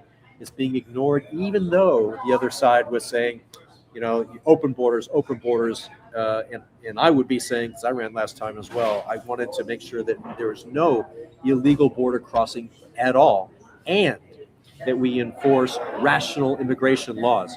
Now that the Southwest land border is, pretty secure, it's not completely secure, but it's much more under control than it was under Mayorkas. Where's the talk of the rest of the equation? It's not there. It is still deport. When you do it with a Stephen Miller attitude of beat them up as you send them to CCOT in El Salvador. That's like, how wrong can that be? So as a congressman, I want to address immigration laws for reform and make it work from an economic point of view, from a moral point of view, and from a humanitarian, always with humanitarian and due process integrated within the system. Absolutely. One of the points we've heard discussed previously, we get a number of candidates on, right? So we get another lot of different perspectives on it, was the throughput of immigration judges and how many people the system can actually process through and say, you're a legitimate applicant for this, right. you don't belong here, you are issued this card, etc., that can actually do that, because right now our system's kind of very narrow. Well, we have a credible fear standard that's not being able to be adjudicated properly. We have too few judges, too few advocates who have access to the data. You know, there are lots of immigration attorneys, especially around here. Too few immigration judges, and dwindling amounts of knowledge about who is where and what are the risks of going to court. You know, when you have someone who wants to go to court, who is playing by the rules, as they said that they, come here, but come here legally. Well, come here legally includes going to court when you're asked to go to court and not being picked up with that. So I guess the bottom line is I want to make sure we have adequate capability to properly adjudicate asylum claims, properly adjudicate other processes within the very complicated immigration system, and to see where we can streamline it and again retool the immigration laws so that they are realistic, support our economy, conform with basic human dignity and rights, and we can do that kind of stuff when we have the political will to do it. Right now, we don't, because the Republicans under Trump want to fight it. The Republicans under Stephen Miller wanted just thinking of a rude term, but they want to get off on it, and it's like that's not an accurate take, honestly. It has been mind-boggling to watch. To your point, to see ICE agents camping out at the courtrooms, or citizen swear-ins, or people who are supposed to be issued their green cards. People who've done the entire process the way they're supposed to. They're showing up to do it, and that's when you grab them, because that's when they know they can get them and add to their count. And here's another thing. Now that you got me gone on a rant, I guess drill sergeant's gone, so here I am. I go to a military affairs council once a month, thereabouts. And in there, it's a Homestead Air Reserve base. I'm very grateful to be welcomed in with other members of the community who want to support the mission and the troops who are working out of Homestead. It's a military base in Homestead. And who's part of that? Well, it's a little cats and dogs base. It has lots of different things going on. AFSOC is there, Coast Guard's there, and Customs and Border Patrol is there. So their reps are always there. And I'm looking at that guy, and he's pretty, he's pretty squared away. He stands up and gives his brief, but he never talks about too much of his mission. He's always talking about the good character of his people who are supporting the community off hours. So he says, yeah, they're doing great work, and they're helping out. See all the pressure they're under and going and helping them out. Well, it is so sad for me to look at people in uniform and know that if I were in their place, I would be not liking my mission at all, and I'd have to choose to go somewhere else to serve my country. And he's not making that choice yet. Worse, you go to, I've gone to, coffee shops, and occasionally, several months ago, I remember seeing some people who are all buffed up out of the gym, laughing it up and saying, yeah, let's go join, let's get our $50,000 bonus. And so a table of 4 or 5 would say, yeah, I'll go join. And they go off and join. And no wonder we have people so professionals with their face covered, or putting themselves out as professionals, too ashamed to show their face when they're out on the street performing the duty for the American people. No, they are too often brutalizing and abusing their power with the populace, with regular citizens. They're giving disrepute to the uniform of our country, be it the CBP, ICE, or military, and that is wrong. That is also a motivation that I expect you share with me, to make sure we get in there and get rational immigration laws, and have the opportunity as a Congress and as the next president of the United States to make sure that we purge the federal police force of unprofessional behavior, because it is way out of control, way beyond out of control of professional standards, no matter how you look at it. But from a legal point of view, the Supreme Court has been saying, well, if the ICE does it or CBP does it, it's legal. But if law enforcement does it, well, you got to dismiss the case, or you have to let them go. You have to Mirandize everybody. Well, it's the Wild West rule of the gun with the CBP and ICE, and that's got to change, particularly outside the area of the land border. No, we have due process in this country. We don't have these Kavanaugh stops, where if you look like you're brown, you get stopped, and that's to his discredit, as well as the Supreme Court. Another area where I want to be part of the change in Congress to fix that problem. Absolutely. And Jimmy, thank you for that. We do rock. There was a question in the comments about alligator Alcatraz. I'm not sure if they missed when you started on that, but if you wanted to readdress that, since we're on the topic of immigration and I am not looking at the comments, so if you could read what you'd like me to talk about, just broadly. There was a question that said, ask him about alligator Alcatraz. Okay. Bad name, Federal Detention Center in the Everglades. Look, the count, so there's lots of issues there. It's on tribal land from the Miccosukee tribe that went to court along with two environmental groups to stop it, not on the narrow basis of the environment. And there's another jurisdiction down in the Florida Keys that was trying to put out a resolution saying we object to the construction out here, further degradation of the environment and our clean water source, et cetera, et cetera. That's one area that I object to it on.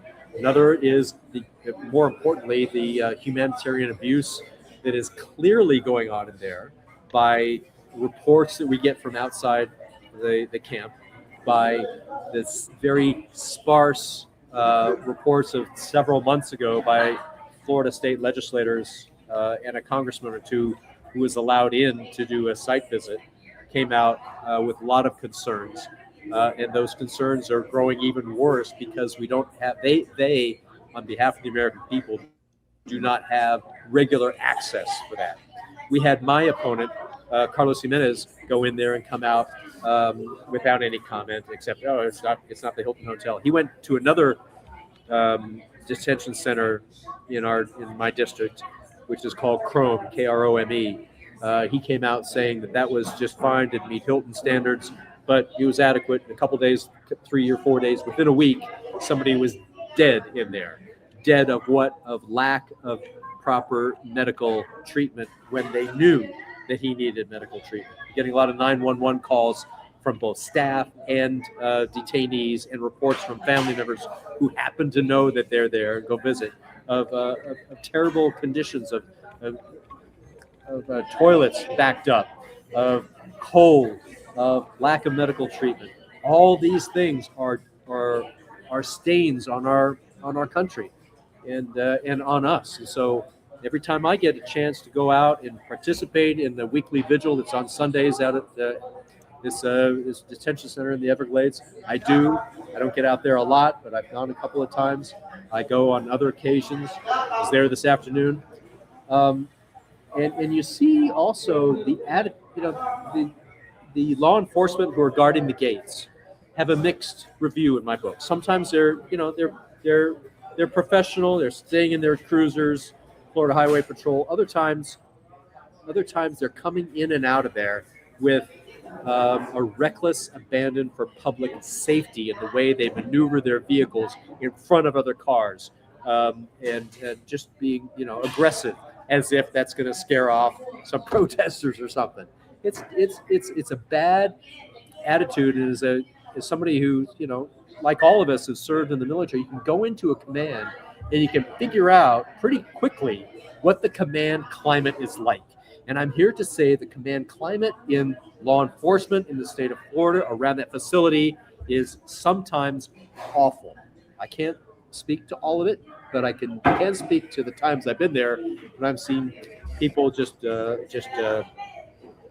disregard common safety, road safety, as well as, politeness on the road.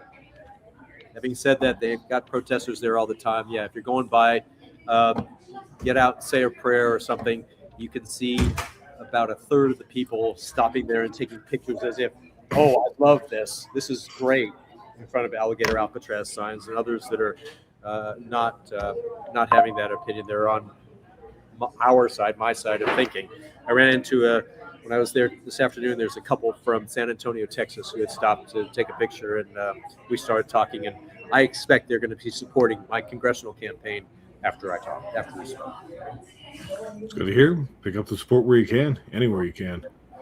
No, it's such an awful humanitarian mess. And I was having a conversation with a associate of mine yesterday who was basically saying that, like, even this, he's from outside the U.S. and he's like, whenever you guys, fix your shit, the rest of the world's not going to forget about it.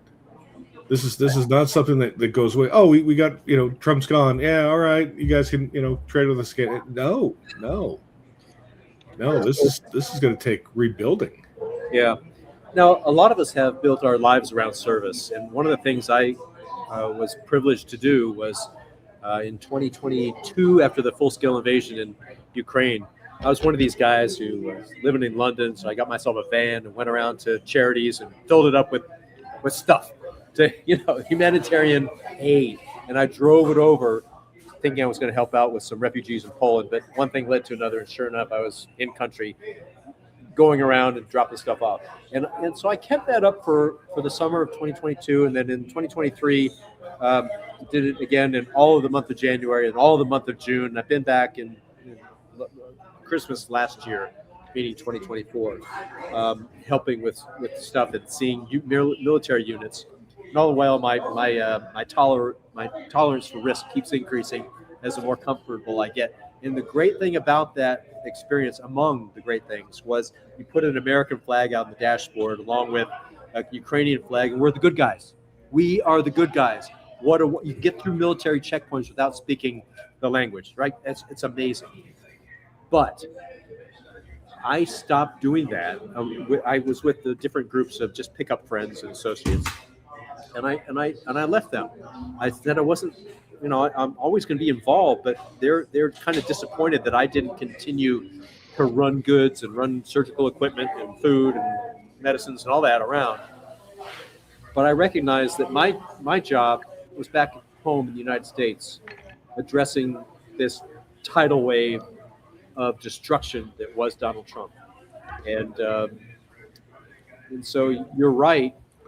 Everybody's feeling abandoned by the good guy United States, and they're looking at what we are showing ourselves now to be, and that is a mix of people, with the sick-minded people, the selfish people, the greedy people in charge. And they are doing irreparable damage. That is true. History is being written in Venezuela, maybe in Greenland. This is historic stuff. But we are an historic place to push back. And Drill Sergeant was talking about little babies. Well, the baby I'm thinking about is my grandson who is teething now, my grandson who is going to grow up in life. And I want him to have all the opportunities of freedom and prosperity and decency in the world that he's going to inherit from you and me and our neighbors. And so we, all three of us here on the screen, everybody watching, we are in the right place at the right time to get out and get engaged and continue to be engaged and get more people, working for the noble side of politics, the noble side of leadership here in our country and abroad. Yeah, absolutely. I like yourself, I'm often thinking of my niece and nephew and what kind of world we're shaping for them, especially with my nephew who's very inclined to enlist once he's old enough. And it's like, do I really want him sent to Venezuela to make sure Exxon's profit margin's better? I could not advise either of my sons or my stepkids to enlist right now, or to even see commission, any of that. What an awful thing that is. I hate being in that position because it's Yeah. been family tradition for generation upon generation upon generation. So Well, their duty right now is at the ballot box. Their duty is with their friends. Their duty is with their country in another form. And guess what? I hear tell that the Space Force allows people in their late 30s to join. So there's time.